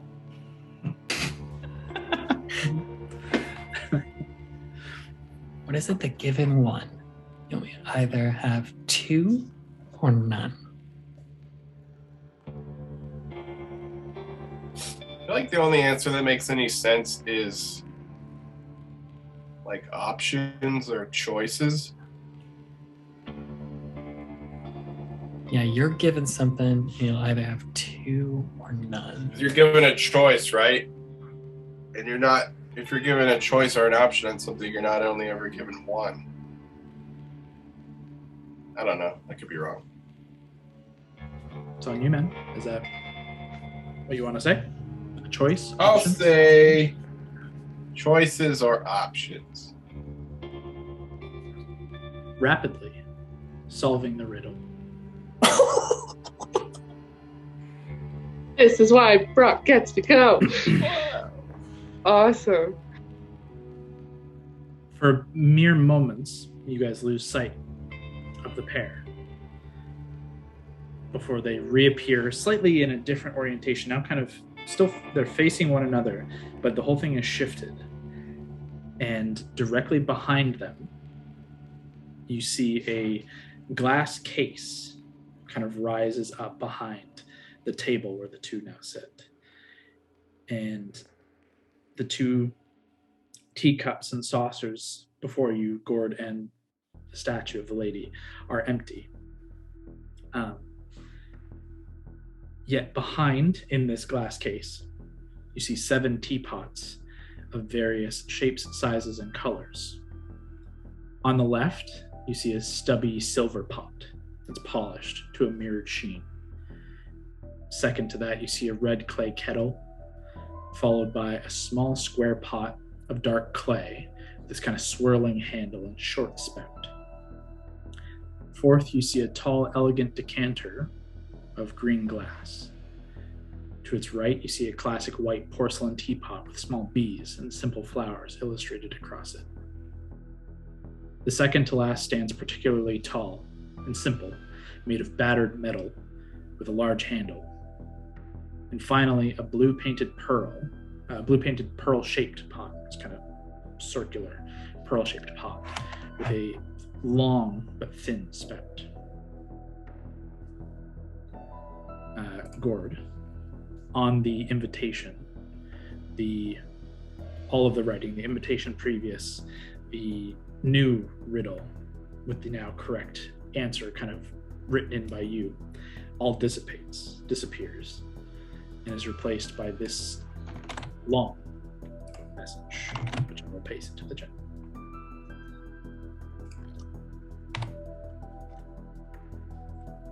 I'll also read it. One among the 7 will let you move ahead. Another will transport its drinker elsewhere instead. 2 among our number hold only nettle tea. 3 of us are deadly, hidden, but plain to see. First, however, slyly death will try to hide. You will always find someone on nettle. Let me read this again. 1 among the 7 will let you move ahead. Another will transport its drinker elsewhere instead. 2 among our number hold only nettle tea. 3 of us are deadly, hidden, but plain to see. First, however slyly death will try to hide, you will always find some on nettle's left side. Second, different are those who stand at either end, but if you would move onwards, neither is your friend. Third, as you see, all are different style and size, but neither dwarf nor giant holds death in their insides. Fourth, the second left and the second on the right are twins to taste, though different at first sight. You must choose Fucking God. which you and the lady shall drink. In this case, the group can help. Okay, I was gonna say Okay. it's a lot. Okay, However, so we the know- ends- It is ultimately, sorry, I just want to clarify. It is ultimately Gord's call, Yep. Gord's Decision. choice, Love it. and Yeah. Gord's sacrifice, should it Oh, go God. awry. Okay, so we know for sure dwarf nor giant holds death. So biggie and small don't kill you. Which ones are the tall ones? Which is the tallest and which is the smallest? Make an investigation check. Not Boone. Anyone but Boone. Don't ask questions. Oh, God. Oh, great. 2. It's pretty obvious which one is the tallest. Well, then again, this one's also like maybe a little bit. It's hard to say. The simple battered metal one is pretty tall, but there's also a really tall, thin. The green glass one is neck and neck, and they're all kind of small. I mean, how big's a teapot? Oh God.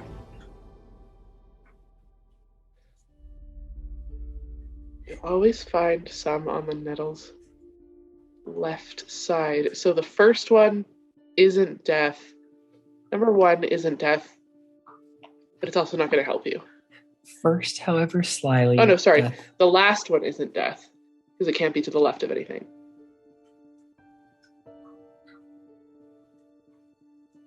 You will always find. First, however, slyly death will try to hide. You will always find some on Nettle's left side. Oh man, I'm gonna have to fucking draw it. So 3 are poisonous. 1 is on the left of nettle tea, and 2 of them have nettle tea. Another one, oh sorry, no. They're all to the left of nettle teas. 3 are poisonous on nettle's left side. Okay, the second left, so 2 and 6 are twins to taste, though different at first sight. What do they look like? 1 is red clay kettle pot. Sorry, so 2 is red clay kettle pot, and 6 is tall and made of battered metal.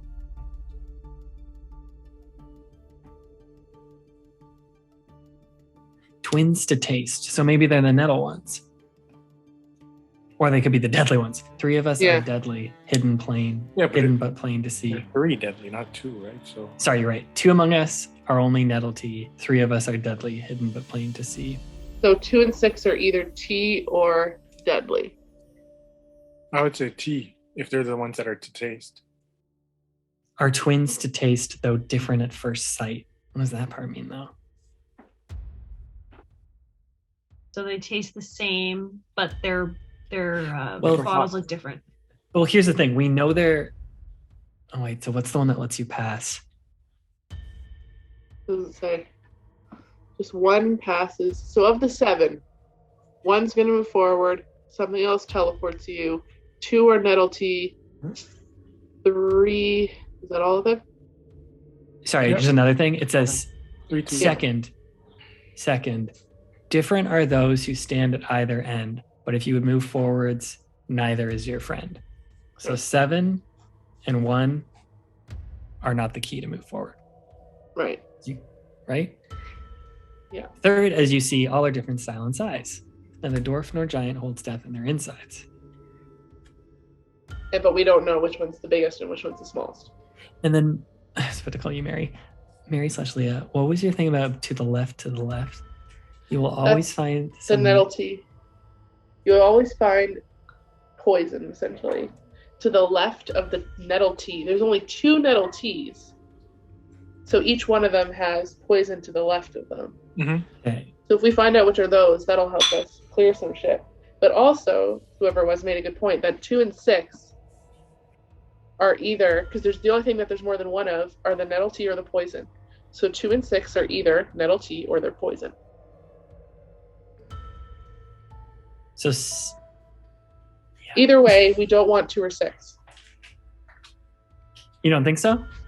Because they're twins to taste, they're different at first sight. Yeah, basically, I think that's just saying they look different, but they're like the same thing. So they're neither, no matter what. 1, 2, and 6 and 7 we don't want. It's either 3, 4, or 5.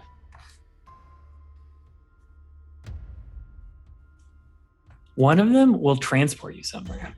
Yeah.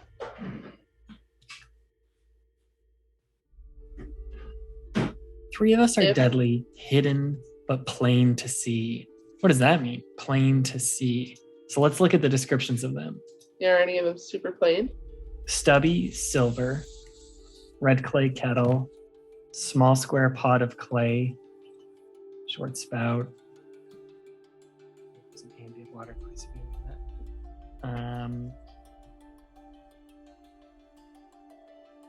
One has bees and flowers. It's kind of adorable.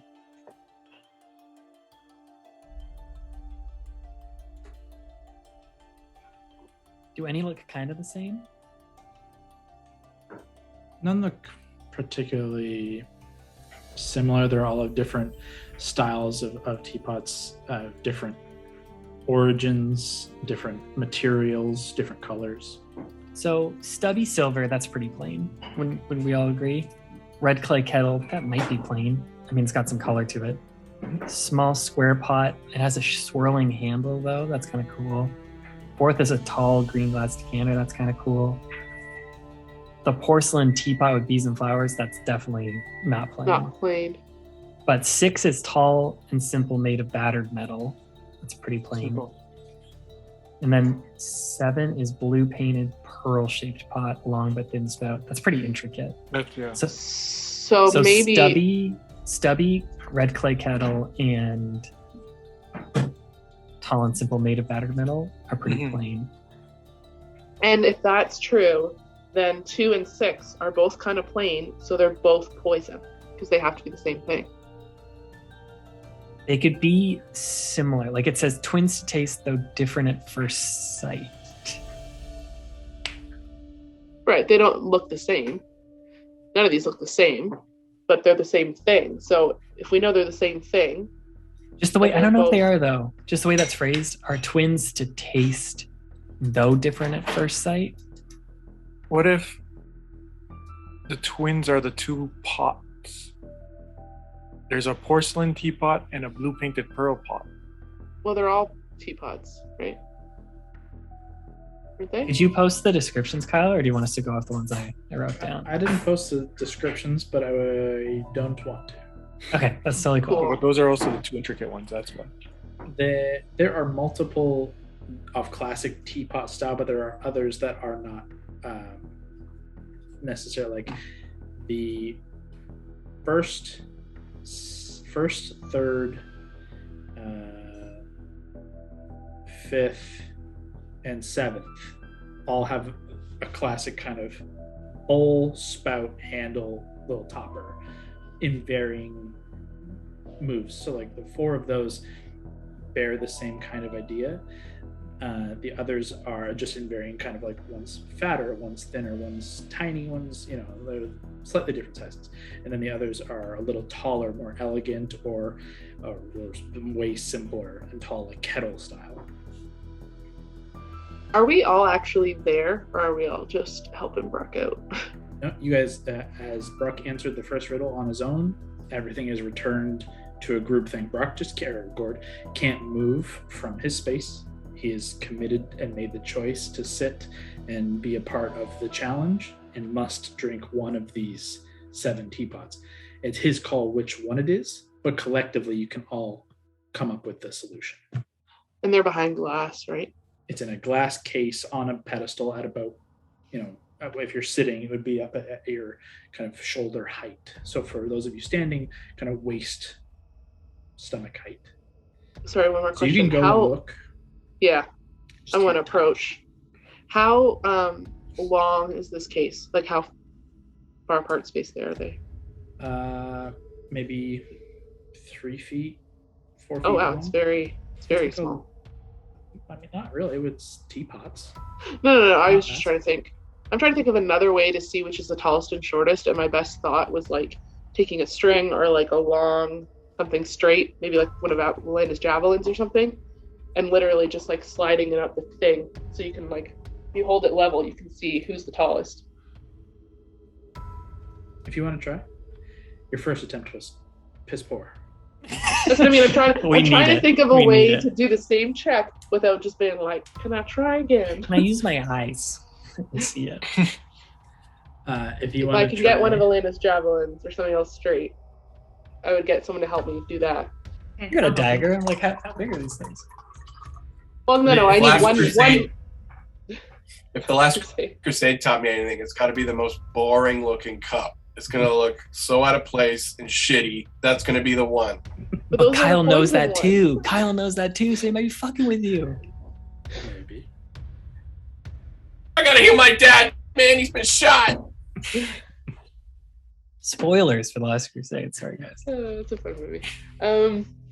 Yeah, I'm going to try to get something, whatever, that's long and, like, straight as possible, and, like, slide it up the case and just try to watch and get someone else on another end so we can try to judge height of everything. Okay. I'll help you. I'll give you investigation with advantage with Alana's aid. Thank you, because the first one was a 4 on the dice. The second one was a 17. Much better. So investigation is crazy. So you're specifically looking for the tallest one? Well, I was going to do the tallest and shortest thing. Like, start at the bottom, move it up till I get to the top of, see which one I get to the top of first, keep going, and see which one I get to the top of last. I rolled a... I know, you rolled crazy. It's fine. I'm just deciding if I 30 want something. more than one check for 2 answers. Okay, I can roll again. Well, it'd be a different check. Oh. I'm going to invert how you want to do it and say, like, from the top down. Sure. We'll start there. And then I'll flavor with Alana's aid. I can do this. As you bring down your long strand of string or rope or blade, whatever it is you want to use as your leveling technique, and with you on one side, Alana on the other, and just slowly, like, bringing it down. what appears to be the two leading top ones are the glass decanter and the simple battered metal kind of shitty thing. And it looks like the spout kicks up on the battered metal and gives it the edge of being the tallest. Tight. So, what was the thing about the tallest? As you continue down, Holds death. Okay. the glass decanter would be next, and then the rest are a bit of a mix, and then you get into the 4 of those teapots that I was talking about earlier, that all kind of have the same general proportions, and it would be within, millimeters, and it's difficult to judge. So you're holding, and you're kind of, Mary, you have a very discerning eye, and you're able to try and you narrow it down to 2, and you're kind of back and forth, and you're trying your best to keep, is the floor level here? You're making sure every factor is taken care of to ensure that this guide is true to you. And Elena, I have a way to help potentially if keep going. Alana is going to give you the edge here by her offering her aid. There's just a trick in the wording. The square pot, the dark clay with a short spout. Alana, that is a dwarven made teapot. That style is very specific to dwarven culture to fit nicely within the areas around a forge, to move within mining carts, so that it doesn't roll around. It's a square pot, and thus is your dwarven pot. Tight. Tight. So that's number 3, right? So 3 and 6 are not poison. Neither dwarf nor giant holds death in their insides. Yeah. Which means likely 6 is metal. Which means that 5 would be poison. And if that's true, 2 would also be, if we're using this, 2 and 6 are the same thing, because you have to have at least 2 of something, then that would also be nettle, which means 1 is poison. But basically we're picking between 3 and 4. As the one to do it? As the one to is good? Yeah, but I think there's still clues that we haven't completely figured out. Okay, so let's run through that. I have it all written down in this beautiful notebook. What's the thing about the ones to the left? Anything that's to the left of nettle tea is poison. Okay. And so different are those who stand at either end. So 1 and 7 are not the same thing. But neither of them is the one we want. Might be, right? We kind of ruled it out right away, but they could be the right one. Another one. Okay.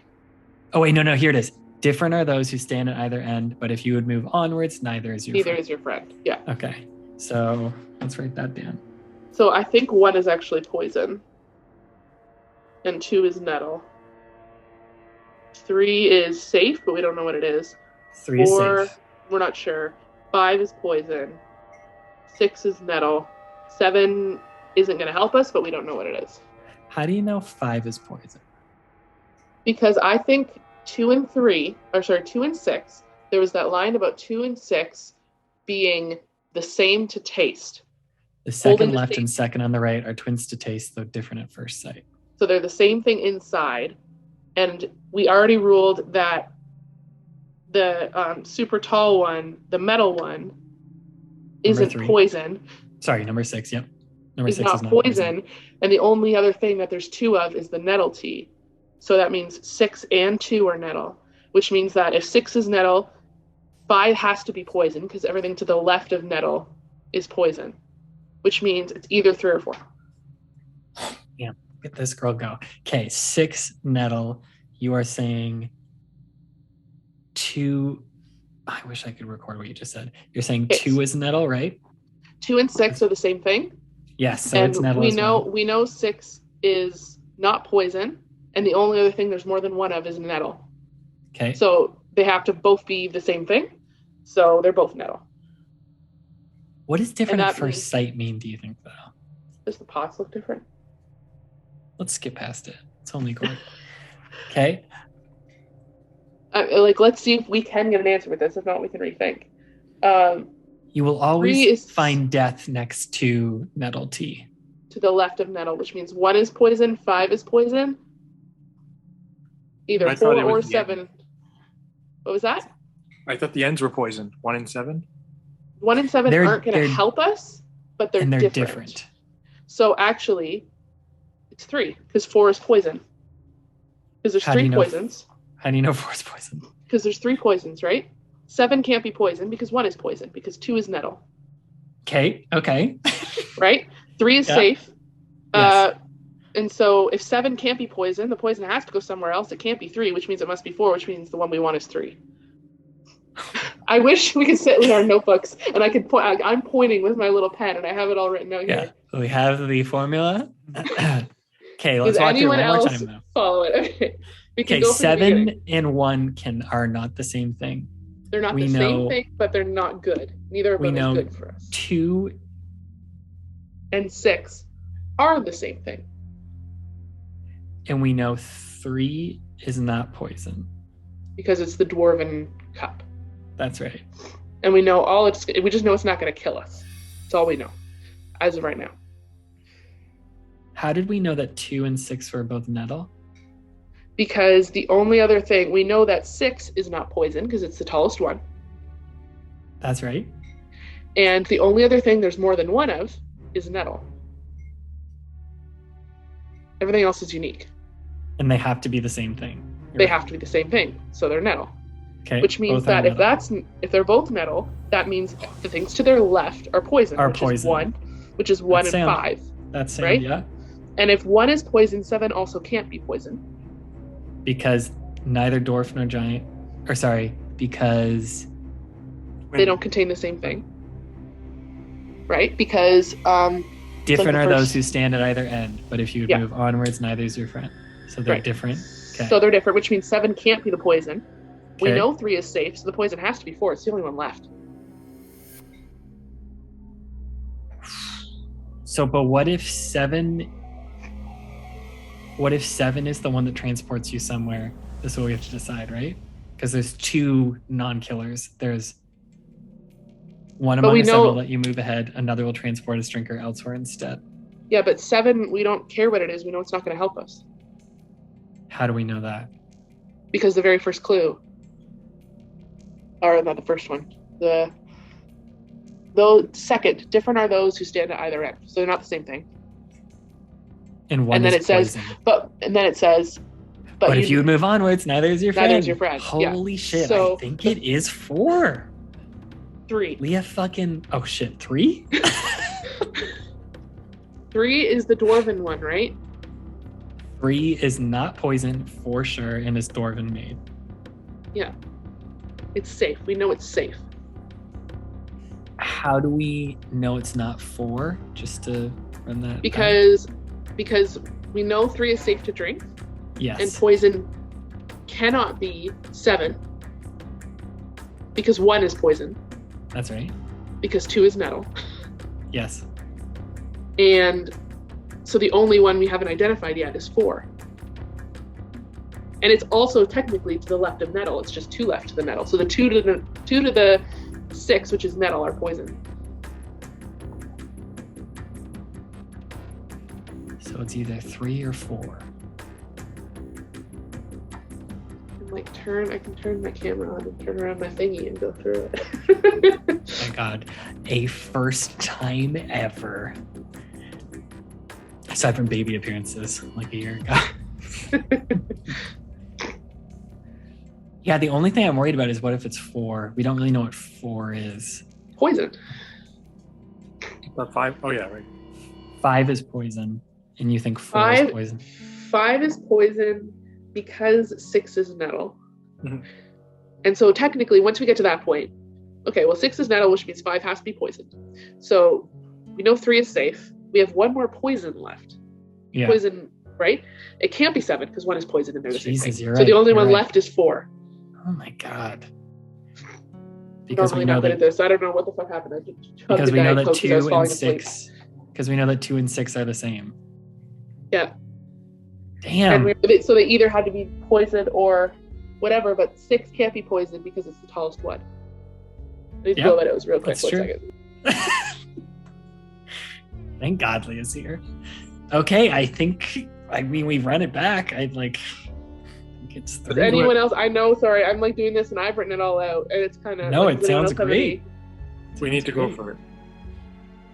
Gordo, we think it's 3. With all the logic deduced in the world, we think it's 3. Wild card, baby. I'm gonna choose. No. I drink them Roll. all. Roll a Drink all of D8. Roll a D8, and if you get an 8, roll again. No, do 3. I'll go for 3. Okay. Gord, you gesture to the dwarven maid That was square crazy. pot. God. With the guidance of your team at your back, trust in them, your own wisdom at work here as well. You guys watch as you make your selection, and it just vanishes and appears at the table in front of you, and the glass case just begins to descend into the ground with almost robotic movements, but smooth. The statue comes to life, reaches out, lifts up the teapot, and immediately you can see steam begin to kind of billow out from the spout as soon as the hand touches it.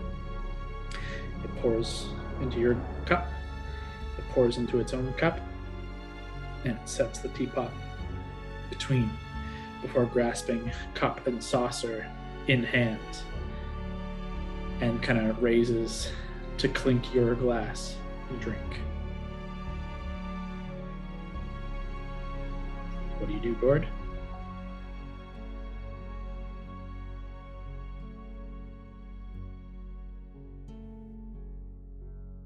I'll drink it. You knock back your sip, you watch the statue do the same, and expecting to watch it spill everywhere, and yet it does not. It tastes, it's very hot at first, and it tastes kind of gritty. There's a moment of, this doesn't taste good. This may not have been a wise decision. Before you set the tea sauce cup and saucer down and glance down at the invitation before you, watching all of the words kind of disappear and be replaced by the phrase, "What would you ask of the lady?" And the lady kind of doffing her head. Can we quickly recap of what we have asked the lady? Thus far, Alana has asked for strength in the Got a battles cool to come. katana thing. It was And- a katana. Yet a kind of purple gem bladed katana was granted with the name Affliction. Mary asked for a way home, and you were presented an ornate kind of silver platinum doorknob. And that, Mhm. so far, is all you've asked or been given the opportunity to ask. We need that guy's name. We know the name. Sorry, we need Asmo's true name. We know that true name is in the book that the general holds. I don't know if she'd be able to get us that. Could ask her. We know that, like, we would likely be getting the book for her. We could ask for help to get the book. Or protection or something that, because he has his regeneration, like, I don't know how specific we have to get. Strength, home. You got any ideas, Brock? Without asking. Whole reason we're here is to get Asmo's true name. We know the true name is in that book. We currently have a way home. We have a cool weapon to help us fight him. Bring back Valentine. That's true. I didn't even think of that. Fucking Hondo thinks of that. That could be handy. That could be handy. Turn. No, don't make me fucking weird. Don't make me into a robot. Gord, you could ask for your best friend back. Who is Valentine, not Gerard. Or turn Boone into Valentine. What? Don't He's like take a away Boone's person. agency. He's his own man. Valentine's dead, but we can turn this guy. What is it with you and wanting to put Valentine's soul into a different body so bad? No, I'm scared. Freaky Friday. It's Honda's dream. That would actually be a really fun one shot. It's like Freaky Fridaying it, and everyone's just like, "Yeah, swap character sheets. Good luck." Body swap. Like use One your day we will. use Thought your everyone else's styles of shit that you don't know how to use. I mean, that's not a bad idea. I don't say that selfishly, because I was prepared to play Boone for this. But if we got Val back now, then he could eventually catch up on rest towards a big fight. Because if we talked about it, if we go back and bring Val back to life, he still has to like try and lose exhaustion before the full moon hits, before like the biggest fight of our entire campaign. Raleigh seconds this because she's selfish. To clarify, we do have a way out, right? She Yeah, gave I us a thought that. doorknob, yeah, and said Yeah. we could get out. Another option, what about the general's head? You're going for that anyways.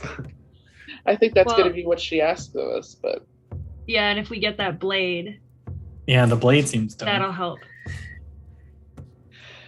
yeah. So the only other thing we talked about was like a way to negate his healing powers, or like we could ask for like a day back. Like I don't know what her abilities are, right? Like, or for David's help, or we vaguely talked a long time ago about helping Mordecai to make a deal so that he's not in shit anymore, so potentially he could be in the fight with us. I have a Giant brilliant wizard. idea. Do you? We ask for Neavir back, and she can then bring back Valentine. So we Oh my get God. 2 for the price of 1. I Two don't think for the price. don't think she can come back to us, pal. Not like this. Like I don't think the lady could do Maybe that. in this world. The lady seemed the way what's his face phrased it, Doc. It's like it's hard to bring souls back here because the lady controls everything in and out of the cage. So she might be able to free up that because Val's currently in like stasis. Right, But she could do that. Neavir's Neavir's on gone. like Neavir kind of belongs to somebody else. So And like, Kyle to- said she's like crushing it with all the other angels. Like she is. She's They're doing well busy. up there. He doesn't miss Hondo one bit. Hondo went completely over his head. He's just thinking about it. Hondo hasn't been faithful. It's not like it bothers him. It's fine. It's Gord's call though.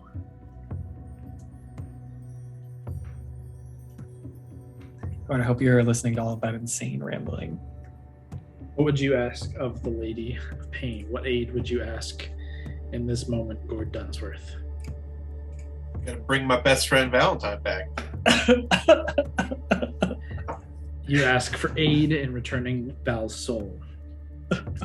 As you hope and think on your friend, the invitation in your hand with this ask on it kind of flares and turns into just soot and ash, and in place you now hold a single rose. At first glance it looks red and vibrant, but in your hands you can see the underside is ashy and white, and you watch a petal fall and another. Still there, but it's clinging to life, not vibrant. But a sign life is still there, and an ask is made. The head of the statue nods, and you watch as the northern wall just dissipates to a double wide staircase of stone that rises up.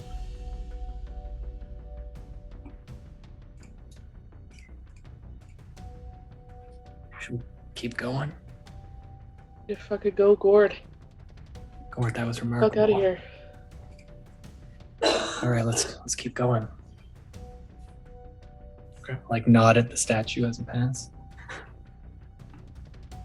There's no further change, but together you continue forward. Let's see.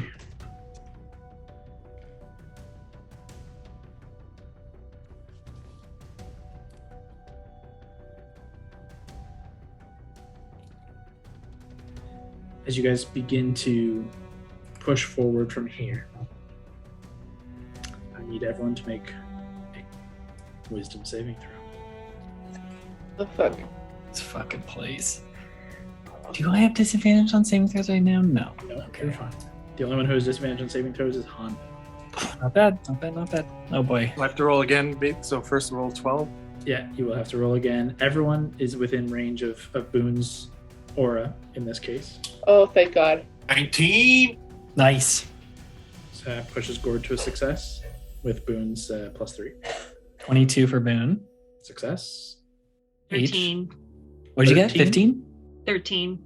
With the Failure. +3? Yeah. Oh, Do you have Indomitable yet left, Allie? No, it only comes back when I have a long rest, and I've already used it. Raleigh's gonna get every one of those deals. Just like give me every single one of them. Stack 'em. What was the check again? It's a wisdom With saving. save. Plus Mary, Mary, what was your total? Thanks to Boo to 20. Just succeeds. Yeah, it was a 17.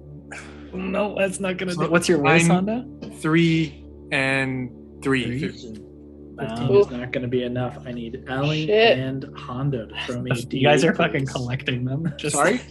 A D8, please. Throw me a D8. Raleigh's growing a horn.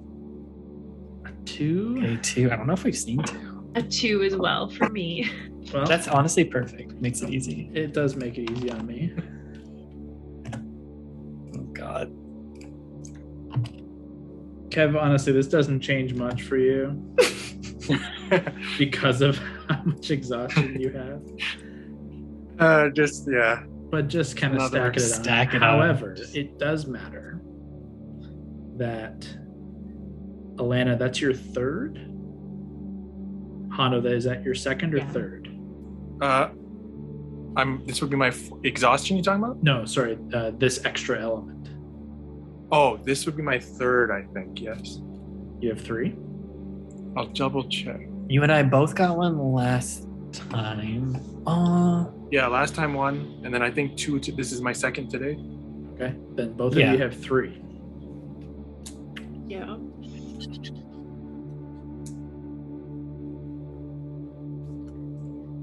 How does it work? What happens next? Well, Does the horn grow from Brawley's head? something does happen. You could picture Brawley as a little like dwarf unicorn, and it'd be pretty cute. I think that might actually only be my second. Yeah, you feel all the exhaustions, but I'm trying to I have think the, of. yeah. I don't- think you might have only had 2. Yep, that's my second. The only ones I gave out were Allie and Scott. Mm-hmm. Yeah. That was my and first then- one. And then Allie and Kev. Yeah, so Wait, that was my second one. I've had 2. you've had 2. Hondo has 2. Allie Yep. just gained 3. So this matters. As Alana.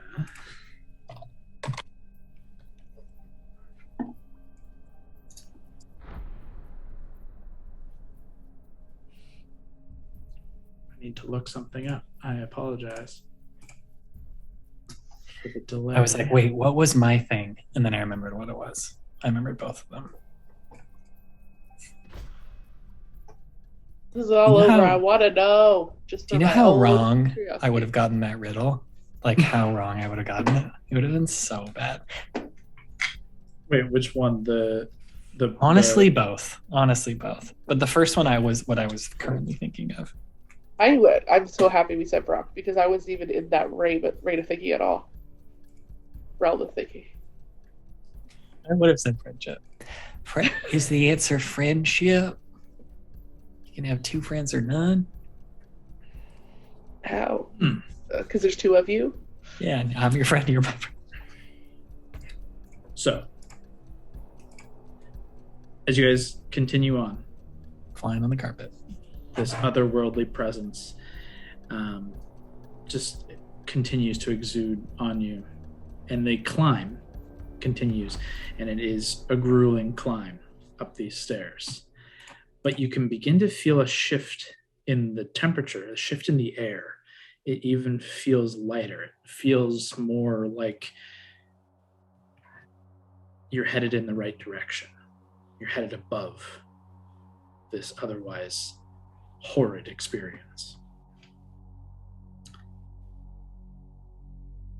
It still takes a while. And about a quarter of an hour in, those of you who are exhausted are even more so. And even on the carpet, just the wear on your mind, the time that's passing, it must be near dawn, but it could have been days. But ahead, Mary and Hondo and Gord, being the most perceptive and for the most part the most with it, step up to a leveling off of this massive staircase. And the walls are still just kind of vague smoke and fog, but there is a swirling movement within them. It's more activity than you've seen in them before. And it's been slowly progressing as you've kind of gotten up, and you kind of were unsure of whether the lightning of the air or the atmosphere, whatever it is was messing with the smoke and fog. But up here, it's almost windy. And beyond, at maybe 100, 200 feet ahead of you, must be 200 at least, you can see a massive gate of wrought iron with fence of winding black iron spikes and filigree. On the wind, you can smell that sweet scent of a floral garden, and the approach of stairs marked by torches and these pillars along more stairs and flattened areas of stone. You can see at the far side, the gate opens, and striding through, you see a humanoid-sized Lady of Pain, robes swishing in the wind. At her right, just behind, you see one of the alien devas just gliding along, subservient, head turned down. The Lady of Pain kind of shifting and moving and looking. Still, that metallic mask face and the wreath of blades. And as you watch, she kind of creeps just to the edge of the gate. Like I say, still 200 feet. And as you guys are slowly trudging forward, you can feel this push against you as the wind is literally pushing against you. And it's like fighting waves, and then fighting like a hurricane almost. And you're continually pushing, and she seems to make no change, no move. But you know, obviously, to push forward. And so you continue. Even the carpet is heavily struggling. But you hear telepathically, cutting through the wind that is whipping in your ears.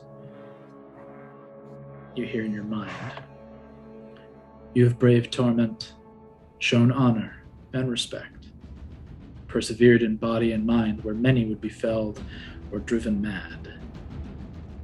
Yet to stand as knights of sigil, to receive that blessing and the aid it affords you. You have one final challenge befitting a knight of such standard. You assume the voice to come from the lady, or at least her mouthpiece behind. And as you're continuing to push against the wind, a particularly forceful gust pushes you all back kind of on your heels for a moment as this smoke and fog kind of pushes in from, carried on the wind from the walls. You watch it begin to kind of form a corporeal shape. A large, long body. The tail swishes out. Massive head and jaws. And a pair of splayed wings. This spectral, watching dragon of smoke and fog bellows and roars as your final challenge awaits. Next time. Wait. It's gonna be a fight. What gave it away? What gave it away? Oh, God. Alana. Oh no. At the sight of this creature, at the end of this road, it's funny. It's really funny. You just start laughing, cackling, madly, lost in your own mind, incapacitated, corrupted. Alana falls. And the Wildcards may have lost another card. Oh, we'll find out how that goes. We take that wish back. What? May have? Oh, God. To be fair, I've always said I want to go out dying laughing. So this is just Well, poetic. Thanks for tuning in. Join us next time as the Wildcards face their final challenge before the Lady of Pain. Will their perseverance pay off, or will they fold under the pressure? There will be a new episode up every Tuesday, so stay tuned. But until then, keep exploring.